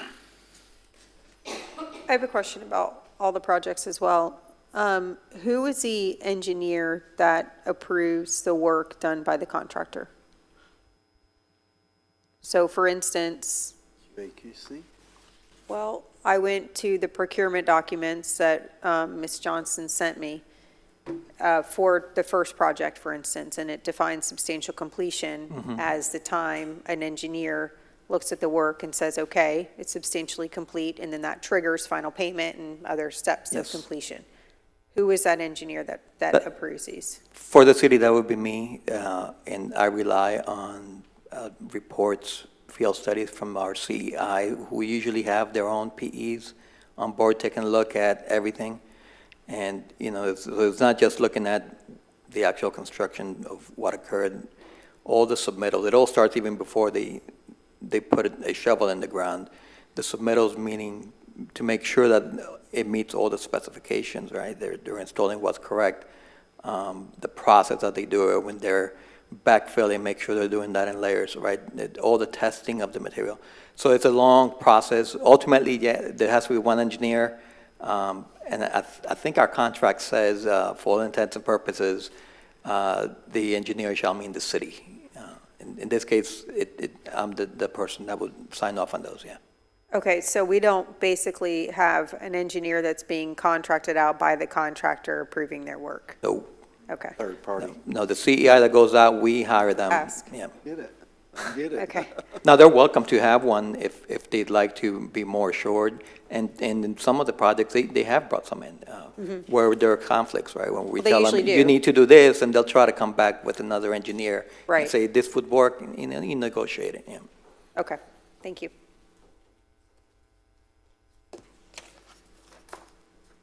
All right, so there's one of the two maps. This one is the southern portion of the city. Over on the left-hand side, you'll see the 4 stars there. That's the whole K section, the dark blue. So that dark blue shaded area, that's sort of the watershed or the basin that contributes and gets routed through all of these proposed structures. Eventually, all that flows out to Black Branch. So the dark blue kind of, you know, simplifies it. Who will see the immediate benefits of this construction project? You see this Belterre, that's US 1 there. So we're in the very southern portion of the city. The other star that you see there right around the middle, I call it the double L section, feasibility study. So that's a neighborhood that it's having a lot of drainage issues. It has been for some time now. We've done some in-house work to alleviate it, and it has worked to an extent. But when you get larger storm events, it's not working, right? There are some, you know, other parties that we can't just go in there and fix what we believe needs to be remedied. We have to go to the Water Management District and other parties. So this study would help us get to the finish line so we can, you know, finish up and get the drainage issue settled out in the double L section there. Do you guys have any questions on this map or any of these 2 projects? Other questions? All right, next map is kind of like the middle of the city. At the very top is Palm Coast Parkway. To the right, the dark blue there, that's all Graham Swamp. The teal or cyan color, that's the Iroquois Basin. That's mainly the P section, portion of the R section. You can see where all the stars are at. So at the top right, that's where the Colbert and Blair is taking place. That's where those large pipes are being replaced. So you can see all that you see shaded there eventually finds its way to that dark blue down there through various means, right? You'll see the B1, B2, B3 stars that go under I-95, and that's part of what we're being studied, right? So it all gels together. You can't just isolate one project and fix it without seeing how other areas can be impacted, right? So ideally, we could open up the flow gates, assuming there was one, right? There isn't one. But if you can't just increase the conveyance along B1, B2, B3, because then where's all that water going, right? It's all going to Graham Swamp. You send that water out there a lot faster or a lot more of it, then you're going to cause more issues, right? So that's why the feasibility study is happening. And then the other third project there on this sheet is the Pine Grove Canal dredging. You can see the two stars where it begins and where it ends. And I added another one we're not asking for construction approval, but it's currently about to start. This was approved a while back, and it was kind of held back with Army Corps of Engineer permitting, came in like last minute with some stuff. And that's about to start in a couple of weeks. And it is related to the Pine Grove Canal because it's the outfall structure that controls all that water. And it's mainly an aged infrastructure. It still has the old board wood risers to allow the water to get out, which is not very safe or very effective. So I just wanted to point that out just to kind of tie it all together. All right, so this is that little spreadsheet that we kind of talked about before. Mr. Miller, you were correct. M2 structure at Old Kings, I believe that's still under bidding. That's traffic is running project management on that. But from what I understand, it may be either out for bidding or we're waiting for some sort of agreement from FDOT. That may be the case. I don't think it's gone out yet. But yeah, so overall, big picture, you can see at the very far right, I called it deficit and surplus for lack of better words, but you know, if it's black, it came in under budget, the red one came over budget, right? So we're kind of borrowing from Peter to pay Paul, and it looks like we're going to have some excess funds. It's not anticipated that the M2 will be the remaining balance of it or anywhere close to that. So eventually we're going to probably come back with either some other projects that needed how to utilize the excess funds. It's kind of a benefit, right? If we came in under budget, we can do more with the loan. We were only expecting to do this much. If now we can extend it, right? Perhaps it could be used for land acquisition for, depending on what the B1, B2, B3 provide, right? Do we need additional pond storage or capacity, or do we just need additional pipes, right? So we will eventually come back and once we determine what the best course of action is to utilize its extra funds with. So I have a couple questions. I think it's great that we came in under, obviously, but the budgeted amount, is that what we used to set rates when we did our last stormwater rate study? The budgeted amount, I guess the loan was driven by the budgeted amount, and that was incorporated in the rates, yes. So if I understand the question, yes. You do. So this goes back to a discussion that we were just having a few weeks ago with regards to the utilities. Does this money go back to the taxpayers, right? So I know that when we were looking at the rates, I specifically remember we cut back on projects so that we didn't have to raise rates to what was originally asked of us. I remember we had I think 3 options like we usually do, and we went, I believe, with the middle option.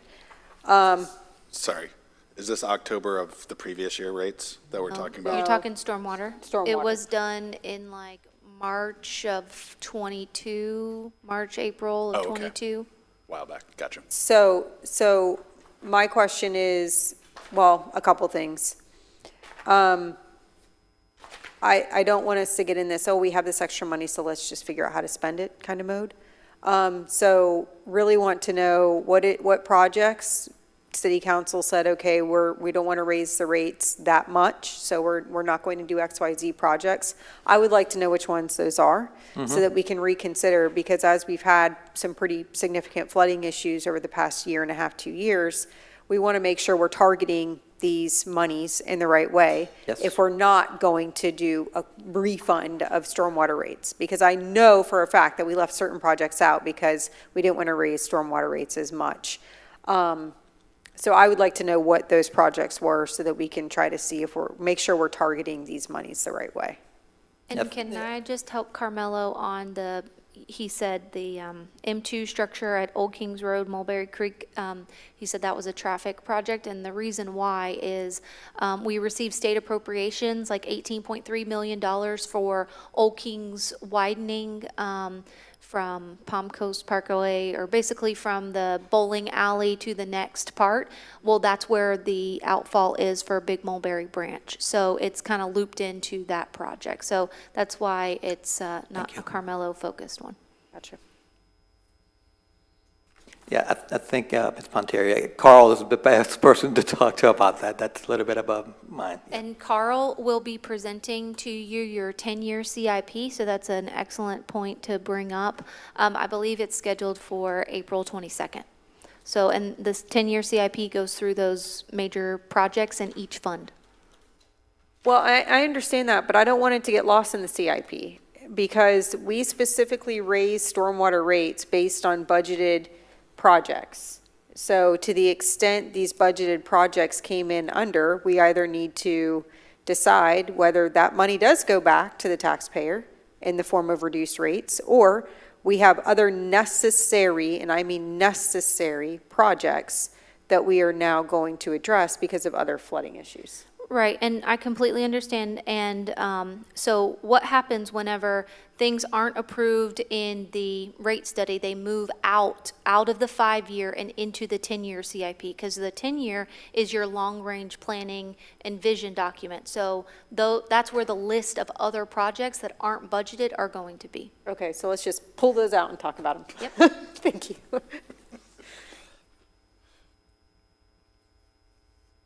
Anything else, Carmela? Moving on. No. There we go. So how do we need to do this, Mr. Duffy? Do we need to vote them each individually, or? Yeah, I would recommend we do one at a time. Okay. Motion, public comment, they come back. Okay, can I get a motion on the first one, item 11, H11? I will motion to approve Motion item to 11. Got a second? Any further discussion on item H11? Sorry, I have a question, generally speaking. We talked about on Parati, there was a culvert pipe that laid perpendicular, I think, that all those roads kind of flow to. And at one point, there was discussion on doing work. From what I understand, that has now changed and is not a part of this budget, this plan. Can you explain to me what changed about that culvert pipe? Because when I spoke to staff maybe 6 months ago, there were plans to do something with that culvert pipe, and now, Crossing over 95, that's been in the works, right? no. Yeah, no, that There's a culvert pipe that specifically services Parati. yeah, so what you're talking about is a 36-inch pipe that goes into the canal. It wasn't part of this capital improvement project. Those we handle typically internally. We have our maintenance staff that does the ones that repair or replace existing infrastructure that's failing. They're the ones that typically do that. I actually did a drawing for pipe replacement on that one. You did what, sorry? A drawing, a set of plans to replace that pipe there. I forwarded it and I made my recommendations, but I don't know exactly where it's at. I don't know if maybe Lynn can help me with that. I don't have an update on that at this particular point. Okay, if I could get an update, please. Okay. Thank you, I appreciate it, sorry. That's it, I promise. Sure. Just one more thing. Okay, so we got a motion and a second for H11, the S.E. Klein construction, 4.335. Put it out, public discussion. Anyone have any comments on this one? Seeing no one come forward, we'll bring it back to the dais. Any final remarks on that one? H11, is this quasi too? No quasi? Okay, Allison, please call the vote. Certainly. Vice Mayor Pontieri? Yes. Councilmember Gambaro? Yes. Councilmember Miller? Yes. And Mayor Norris? Yes. The motion passes 4-1. Thank you, ma'am. H12, Resolution 2525. Mr. Mayor, I'm just going to read, since I never read that one in, I'll read it Okay. real quick. Read it. We have Resolution 2025 approving construction contract with 4C's Trucking and Excavation, project contingency, and construction administrative services for the K-section drainage improvements. Okay, that one was 2.808. Can I get a motion to approve? Mr. Mayor, so approved. Second. Got a second? Any more discussion on that one? Open this one up for public comment. Anyone have any comments on this one? Seeing no one come forward, bring it back to dais. Any closing comments, anything? Allison, would you please call the vote? Vice Mayor Panieri? Yes. Councilmember Gombaro? Yes. Councilmember Miller? Yes. And Mayor Norris. Yes. Motion passes 4-1. Thank you, ma'am. Oh, sorry, 4-0. City Attorney? Yeah, 13. moving on to H13, Resolution 2025, approving a construction contract with S.E. Klein Construction Incorporated, project contingency and construction administrative services for the Pine Grove Waterway Dredging Project. Get a motion? Mr. Mayor, so moved. Got a motion to approve? Second. Second. Discussion? Any further discussion? No discussion on the dais. Open up public comment. Anyone have any public comments on this item? H13. Seeing no one come forward, we'll bring it back to the dais. Any closing comments? Allison, would you please call the vote? Of course, Vice Mayor Panieri? Yes. Councilmember Gombaro? Yes. Councilmember Miller? Yes. And Mayor Norris. Yes. Motion passes. Okay, we'll move on to item I, consent. Anyone have any discussion or anything on the consent items? For numbers Thank you. 14 and 15, I'm just curious as to why we're using, or it might be 15 and 16, why we're using consultants rather than staff. Carmelo, come back. Yes, 15 and 16. This is. Sorry, I didn't even Almost got notice away. you got up. They are stormwater engineer. I'm sorry, can you? So I'm curious as to why we're using consultants for these rather than staff, For the CEI? for 15 and 16, for items 15 and 16. It's the B1, B2, B3 with GL. Oh. In the citation. Yeah, this is an involved study. It's going to take significant remodeling of our ICPR, storm-wise it's called now. It's a lot of man-hours. In theory, by staff, I mean me, I could do it, but I would have to drop all my other duty. It's very time demanding, a lot of trial and error, like going back and forth, tweaking the model, trying to find that I think the best way to not only utilize time but money is to go with a consultant. Also, I already have an idea of what I want to do. When you go with a consultant, if you just implement what you think you're doing, you may be missing out, or what another professional could provide, they can have a better idea, right? So it's always good to go outside, in my opinion, to get somebody else to help with designing. Okay.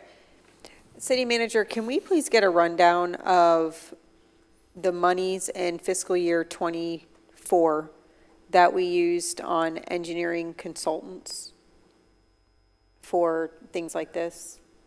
And I'm just trying to see cost benefit. I mean, because I feel like, I know we have a lot of projects going on, but I feel like we have this conversation a lot. We're hiring outside consultants to come in and do these things rather than maybe hiring another stormwater engineer. So I don't know the scope of everything that they're doing. You would know better than I, but I think it's worth a look. Sure, I can run that for you. Thank you. Thank you, Kamala. So Appreciate it. we clear on those two? You clear? Okay, motion to approve the consent. Move approval of the consent agenda, Mr. Mayor. A second. Second. Any public comments on consent? Seeing no one come forward, bring it back to dais. Allison, all in favor say aye. Aye. Okay, consent's Motion passed. passes. You good, Allison? Perfect. Oh, I'm getting it, eh?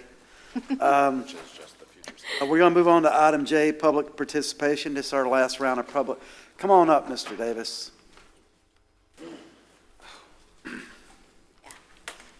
Okay. Good evening, Jeremy Davis, P section.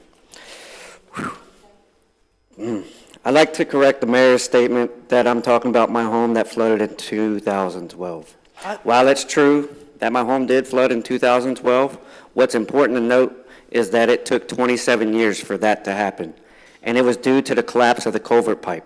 But what's even more relevant is that my home flooded again in October 2024, and this time the city stormwater management team told me that the culvert pipe is undersized. That's a clear admission that the infrastructure is inadequate. So I ask you, how does saying sorry help me? Sorry doesn't fix the problem. Sorry doesn't prevent future flooding. What I need is action. I need the city to take responsibility for its infrastructure and to make the necessary upgrade to prevent future flooding. And let's not forget, I'm doing this advocacy work for free. I'm taking the time out of my own life to come here every time and fight for what's right. Meanwhile, all of you get paid to do your jobs. I expect to see some real effort and progress from our city leaders. And I just found out that the culvert pipe has been removed from the plans. I'm shocked and disappointed by this decision. Removing the culvert pipe from the plans does nothing to address the flooding issues in our community. In fact, it makes the problems worse, as they just put a new house next door. Oh, never mind. I urge you to reconsider this decision and put the culvert pipe back in the plans, and I would actually do it quicker than later. Thank you. Thank you, sir. Lynn, is Lynn still back there? Come up to the podium for a second, Lynn. I could have swore I was briefed on a project that's going from the P section over to Graham Swamp. I could have swore I was briefed on work that was being done to convey that water across over from the P section over under 95 or whatever. Where is that? I'm not losing my mind, am I? I remember hearing about that. So the pipes under the 95 for the P section is that B1, B2, B3. Okay. So in order to do the design, we need the consultant and the information so that we can provide that information in the loading to the Water Management District to get the permits. Okay, so we're working it. Yes, sir. Okay, Mr. Davis, so you know, we're working it. We're still working it.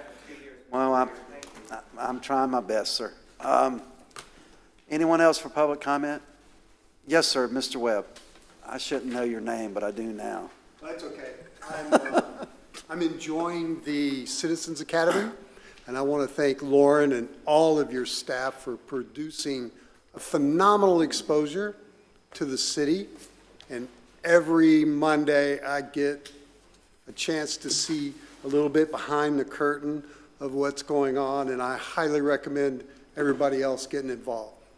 But I waited till the end because I want to make sure you know, I believe the citizens of this city want infrastructure, need to know that the words that Lauren put out to the public are true and ring true. We want options for tax base beyond our homes. We all know that 93% is unsustainable, and we realize that we need that. But beggars can't be choosers.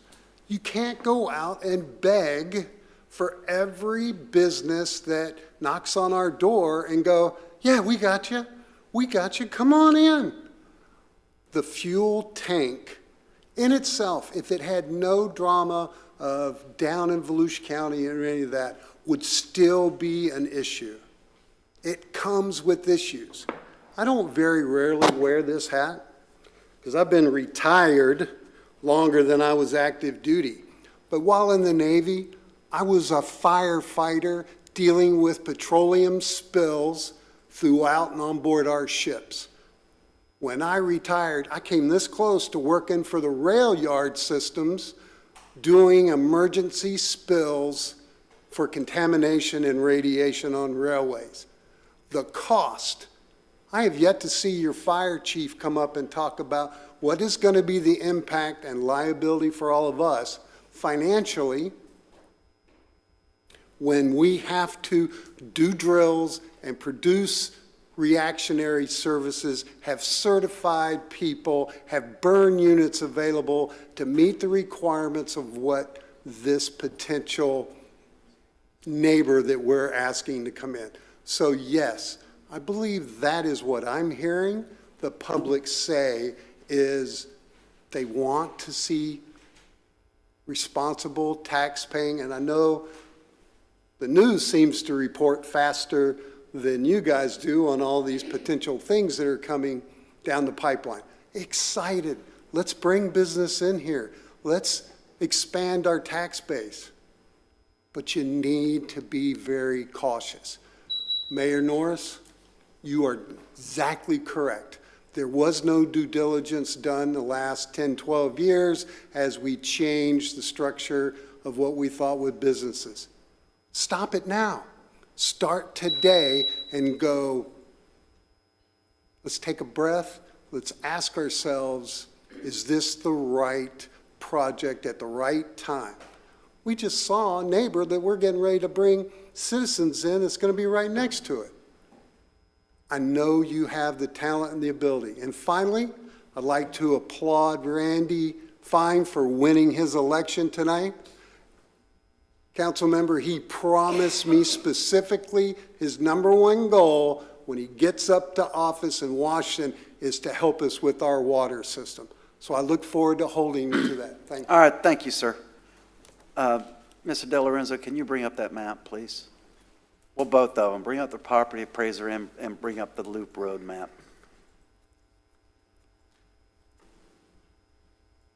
To make it a little bit easier, Mayor, I just put the location of the fuel terminal on this map, so there's one single map. I can bring the other one up if you like, but I thought this would be easier.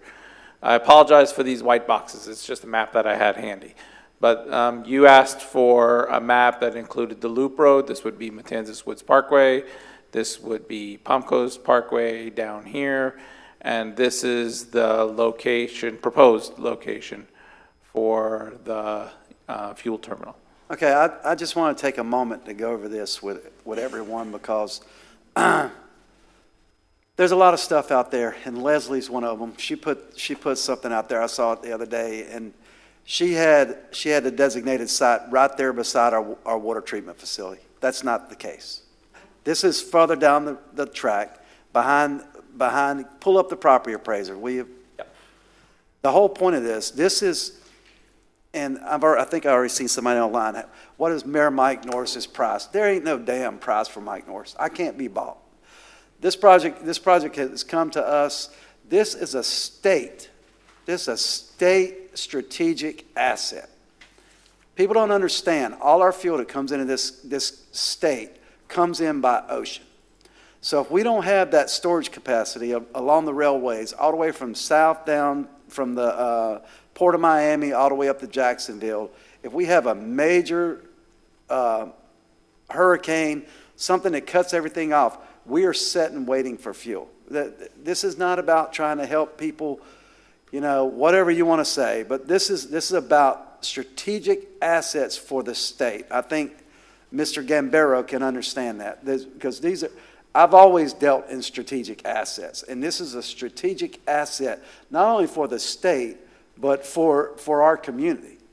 One of the things that was coming with this, in all natural disasters, any hurricanes we have, our first responders and our people here in this area have first dibs on the fuel. And that would increase, I think, Ms. Petito said, an average of 10-day supply along the rail. City manager, was that what she put out the other day? Yes, I believe so, Mayor. Okay. So everyone sees PV grade. Can you put your cursor on PV grade? So that's PV grade. That's the water treatment facility just above there. Off to the right, to the east, that is where the MOC's going in. Move your cursor over to the right, to where the MOC's going in, Right up here. Mr. De Lorenzo. Yeah, it's to the north, sir. It's right up here. Okay, the MOC's going in. So there is no, and the people from Sawmill, all the people, I guess people are assuming Sawmill. Sawmill is way up there. You're on the other side of Matanzas Woods Parkway. So all the stuff that's out there online, and you got to understand what's going on. This is a strategic asset for the state, our community. It came from the Department of Commerce, and that's why we're trying to get this done. You got the cursor on the property down on the south end, right? Right here, sir. That's the property, right there. And what's the name of that road? There isn't an access. Saying a road to the south of it. Is there a road name on that? There's no road. No, there's no road there, Okay. sir. Yeah. So that's where it's at. And we just approved more houses to go in there. Final plat, right? We just approved that final plat. Those developers knew full well that was an industrial site there. We don't have but a few. Matter of fact, Mr. De Lorenzo, pull up our zoning, layer it and show the zoning for industrial in our county and in our city. Zoom it out where everybody can see what we have. Yeah, there's the IND2 for that location and for the existing That's the company that's there. Okay, all right, zoom it out and show how much industrial we have in our city. So we have on Hargrove Grade, you have some IND1, which is the pink, Yes, and IND2, which is the purple. And then we have some IND1 here on Commerce. And other than industrial uses that are allowed in MPDs, I think there might be a little bit on Roberts Road, but that's about it. so, okay, zoom it back in on that western side. Now, a lot of people don't know this. Zoom, you don't have to zoom it in that far. Bring it out a little bit. When I first came into office, I went to these major landowners, and one of them that was in here earlier, he stepped out. All the major players in this county that owns land in our city. And I begged them, I absolutely begged them to start looking towards rezoning lands to industrial where we can do something. Because we were in a pinch. We're in a pinch. Either we get more commercial, which we're working on, which Craig is working on, he's trying to get, and I would prefer space industry jobs and technology and improvement and stuff like that. But we have to do what we can. And if we don't have these landowners that are willing to work with us, to help us, go up to the north end there, Mr. De Lorenzo, up the Old Kings Road. At the exit. Zooming in on Old Kings Road. All that up there, click on that first one closest to US 1. This one, sir? That, yeah, I think that one was zoned for commercial and stuff like that too. They got a site plan. The people that own that up there have a site plan. Guess what they're going to do? They're going to convert it into residential. They have it laid out with all the buildings, like 14, 15 buildings. What is it currently? But guess what it's going to do? Is they're going to convert it all to residential. Because that's all we do in our county, is build damn houses. That's an MPD. So we're going to eventually run out of land. And once all those developers go away, guess what? Your taxes keep going up. So I just want our city to know what's going on here. You know, it's not any of our faults. Well, maybe a little bit of yours, Pontier, because you were here a couple of years. I didn't approve any of that. You got No. a couple of years under your belt. I'm I just didn't messing approve with you. any of that. Got to look at the tape. But Yeah, pull the tape. yeah, but what's going on is that whole western side out there, it was dedicated to industrial and commercial growth. And they just kept plucking at it and plucking at it and plucking at it. And now we're in a hurt lot because we don't have the lands. So don't for 1 minute think that Mike Norris is being bought because I can't be bought. Tracy, you can tell him that. I can't be bought, but I'm trying to do the right thing for this city and our community. But go back, Mr. De Lorenzo, zoom it back down there to that end. But misinformation out there, people think that we're trying to put an industrial site right on top of Matanzas Woods is wrong. And if people are putting out false information like that, you need to call them out on it. Because that is not what anyone's intended. Everybody on this dais sat through that briefing on what those people intend to do with that site out there, if they get through it. The state has given them a $10 million, correct, $10 million grant? County has to approve it, yeah. Pass through. Okay. It's a pass-through from the county to get them to build that. But this is a strategic asset for the state. And the technology and all the regulatory agencies that go into approving these sites and making sure that they're up to standards are still in place. Nothing's changed. Matter of fact, Belvedere said up in Jacksonville, where they had their site, KB Homes has built houses right up against their site, a pre-existing site. KB Homes has done that. No, sir. Your question and answer, this is just matters of the council. So I just want everybody to understand what's going on here. And we got other projects trying to come in, but we're doing everything we can. We have to diversify our tax base. And that's all I have to say. Anybody else got anything on the dais? Council members? Is this, are we, this is final commentary, right? This is it. Okay, okay. Yeah. Public comments are over, it's just us now. Well, of course, But I I just want couldn't- to explain that to everyone. I couldn't let the opportunity go to talk about the Florida Gators Go Gators. and how great it is to be a Florida Gator. I think we saw, you probably saw it, Teresa, the 12-point deficit with, I think, 3 minutes to go that the Gators overcame to win, to get into the Final Four. So it was amazing to watch, so I enjoyed that. I would let you speak to Tallahassee on behalf of everybody here, if that's okay. Sure. And then, Speaking of Tallahassee, that walk-off grand slam up in Jacksonville, right? I saw that, yeah. Against the Gators? Yeah, I wasn't going to mention it, but you're free to, Mr. Mayor. No, it's all good. Also, me and the city manager got a nice chomp photo in front of Chief Osceola at Doak while we were there as well, so. Mayor, Yeah. they made me take the picture. I said no, they made me take the picture. I don't recall, that's not how it went down, but yeah, I think that's it for me for now. I'm sorry, Vice Mayor. Oh, I was going to give an update on the, our council bracket as well. So currently, Councilman Garbaro is in first place. I believe I'm now in second, and the vice mayor is in third. However, on the odds predictor, I have now zeroed out my chances of winning. So I have too many similar picks from Councilman Gambaro. So actually, the vice mayor is the only person only left one that can alive win? to kind of steal the first place from Councilman Gambaro. That's a good place to sit. I got it. Houston's got to win. Houston's got to beat those Houston Gators. and Auburn, I believe, is the path that, Yeah. that. Pull for the vice mayor- underdog, guys. Pull for the underdog. All right, so really quickly, I just want to, I'm glad you pulled this up, Mayor, because I do think it's important that we base on facts, and I think it's really important that we all just really do our due diligence, make sure we're doing a lot of research and making good decisions, and that's why I advocated for the site selection analysis, because to the extent we can, you know, if this is the spot, then this is the spot, but I don't think that we need to sell ourselves short. So, but I am glad you pulled this up because, yeah, we're hurting for industrial, no doubt. And we need to diversify that tax base and make sure we're creating good paying jobs, which this definitely does. Tallahassee. So I'll be quick. I think it was really successful. We got to meet with Representative Greco. He really seemed to understand our issues. He, even as a young House rep, a rookie, so to speak, he was able to get 2 of our water projects through the House budget.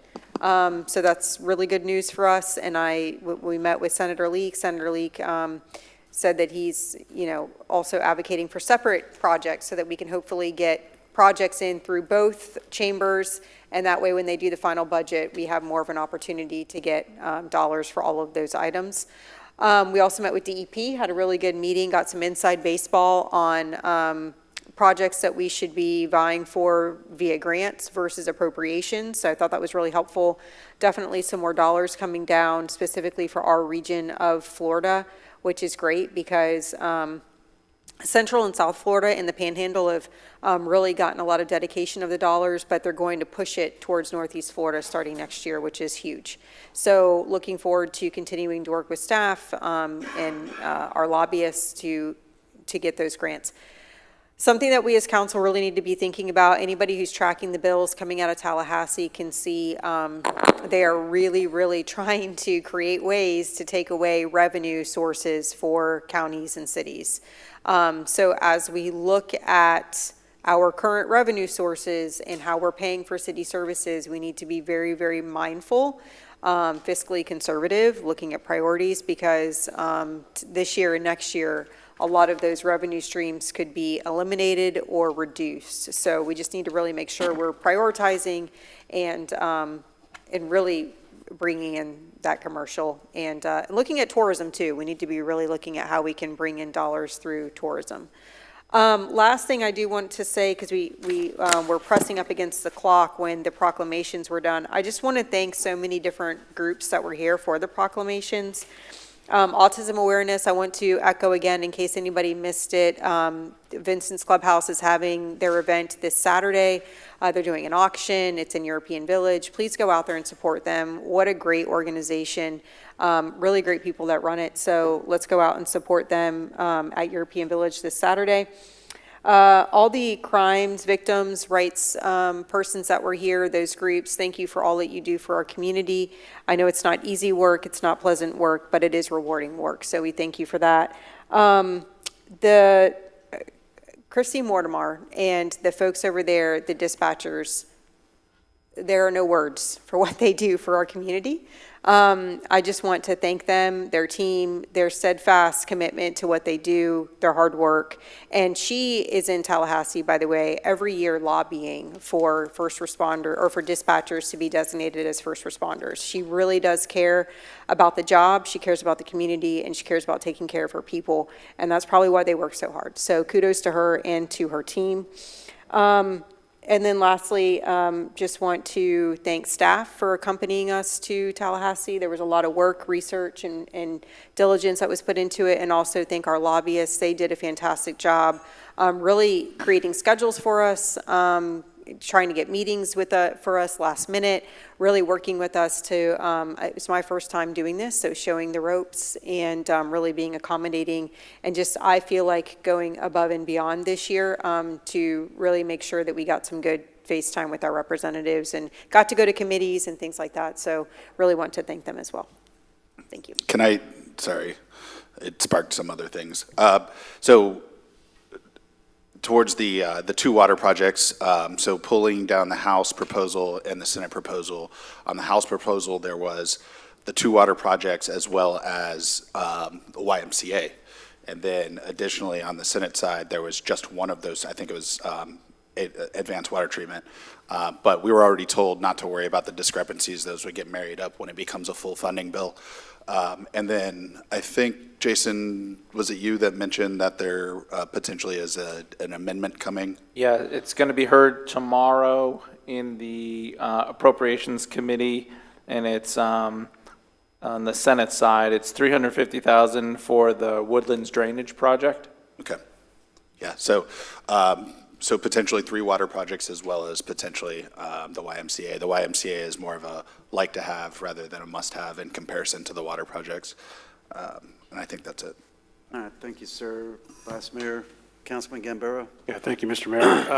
Yeah, I just want to echo the comments by the Vice Mayor and Councilman Miller. I just want to add a couple things. Thank you to Senator Tom Leek. Thank you to Representative Greco.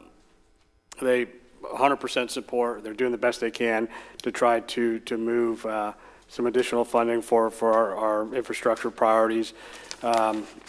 Thank you to the Southern Group.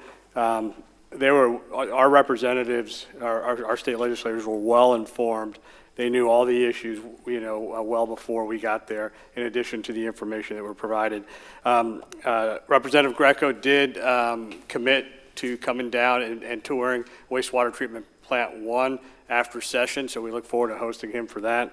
And then I also want to thank my good friends, Representative Danny Alvarez from Tampa, who made some time to meet with us, and then I had a chance to meet with State Senator Jason Broder, who's the Senate pro tempore, so the number 2 guy in the Senate. And Jason gave me some good advice as we were looking at moving through this whole process.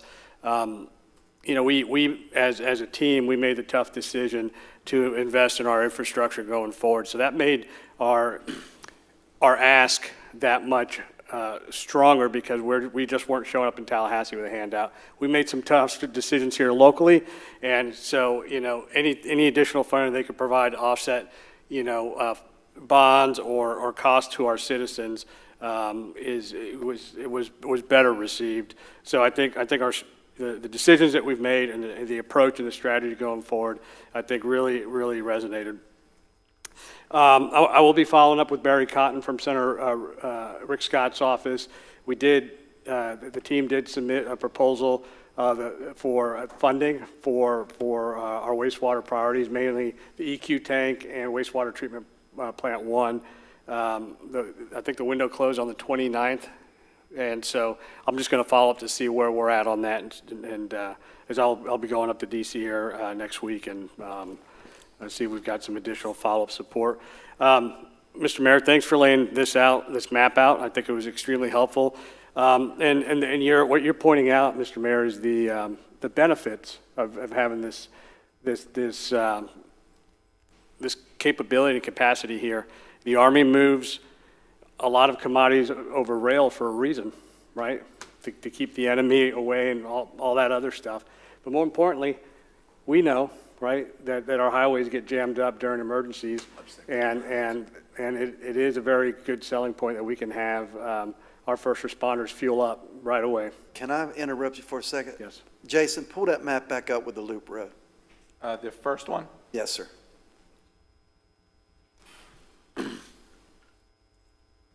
This is another valuable point that people need to understand.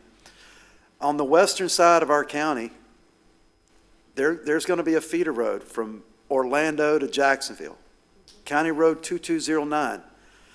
That is a means, and I think it was in my statement with the News Journal, that's going to be an ingress and egress route in and out of our state that's going to help us, because everyone knows if there's an accident between US 1 and Old Dixie Highway, it is a nightmare, especially if there's a fatality on the highway, because they shut down the highway completely.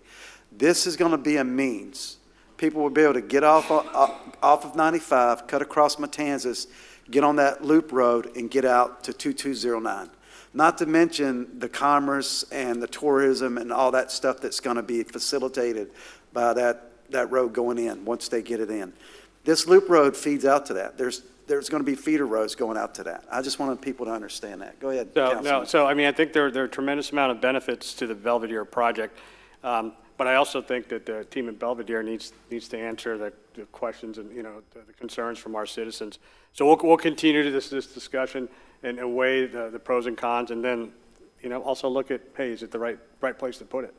And if not, then where we as a council, where can we, what makes sense? How do we make this a win-win?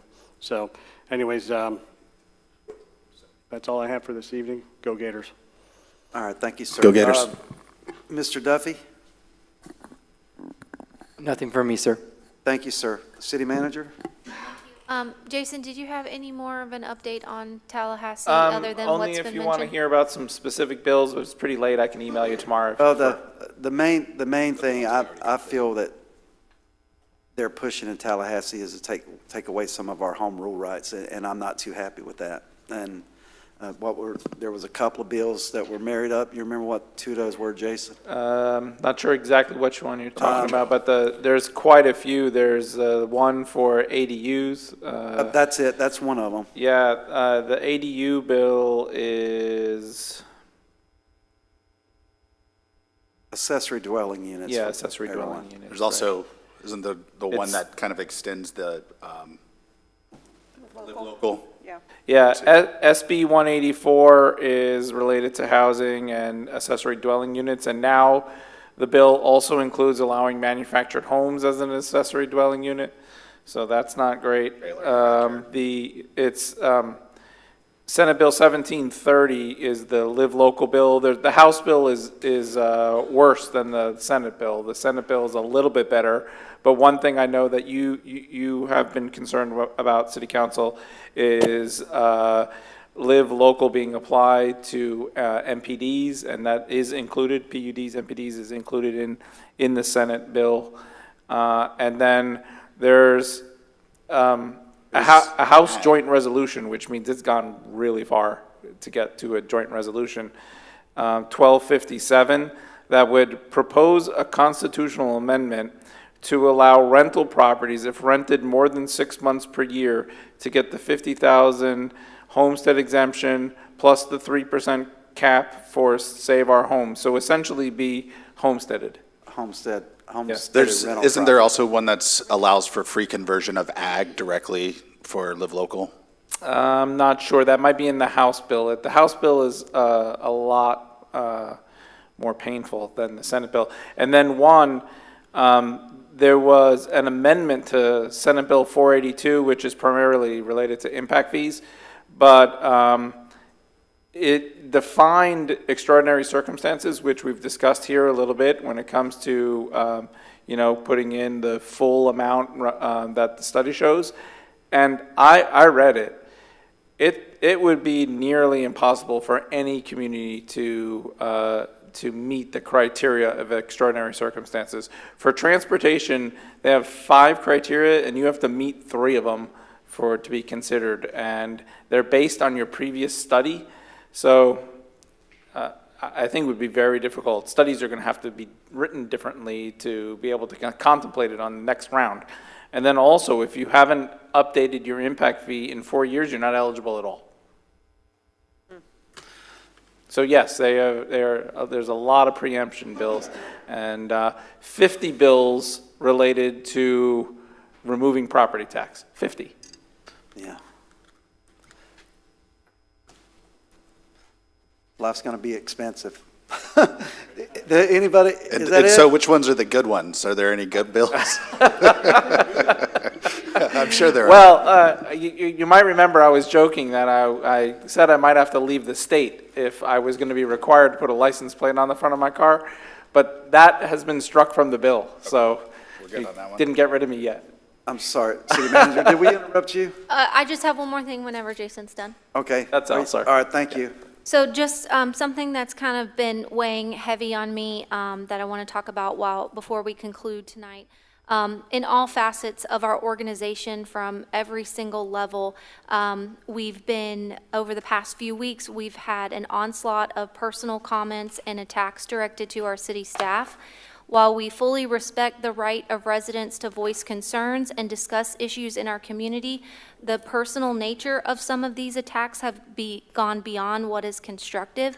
The men and women who work for the City of Palm Coast are your neighbors. More than 80% of our employees live right here in our community. Their kids are on the same sports teams as your children. They volunteer with you at local events, and they shop at the same grocery store as you.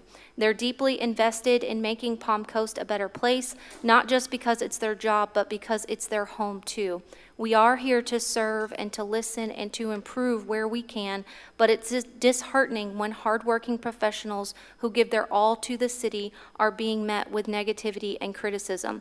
So I'm just asking you, City Council, and this community to continue to hold us accountable, to continue engaging in meaningful discussions, but also recognize the humanity in the people who are keeping the city running. And we are all in this together, and through only respect and collaboration can we continue to make Palm Coast the great place that it is. And that concludes my comments today, Mayor. Thank you. All right, thank you, ma'am. Second that. Yeah, agreed. Any further comments? Motion to adjourn? Motion to adjourn. Everybody have a good night. Hour earlier than my projections.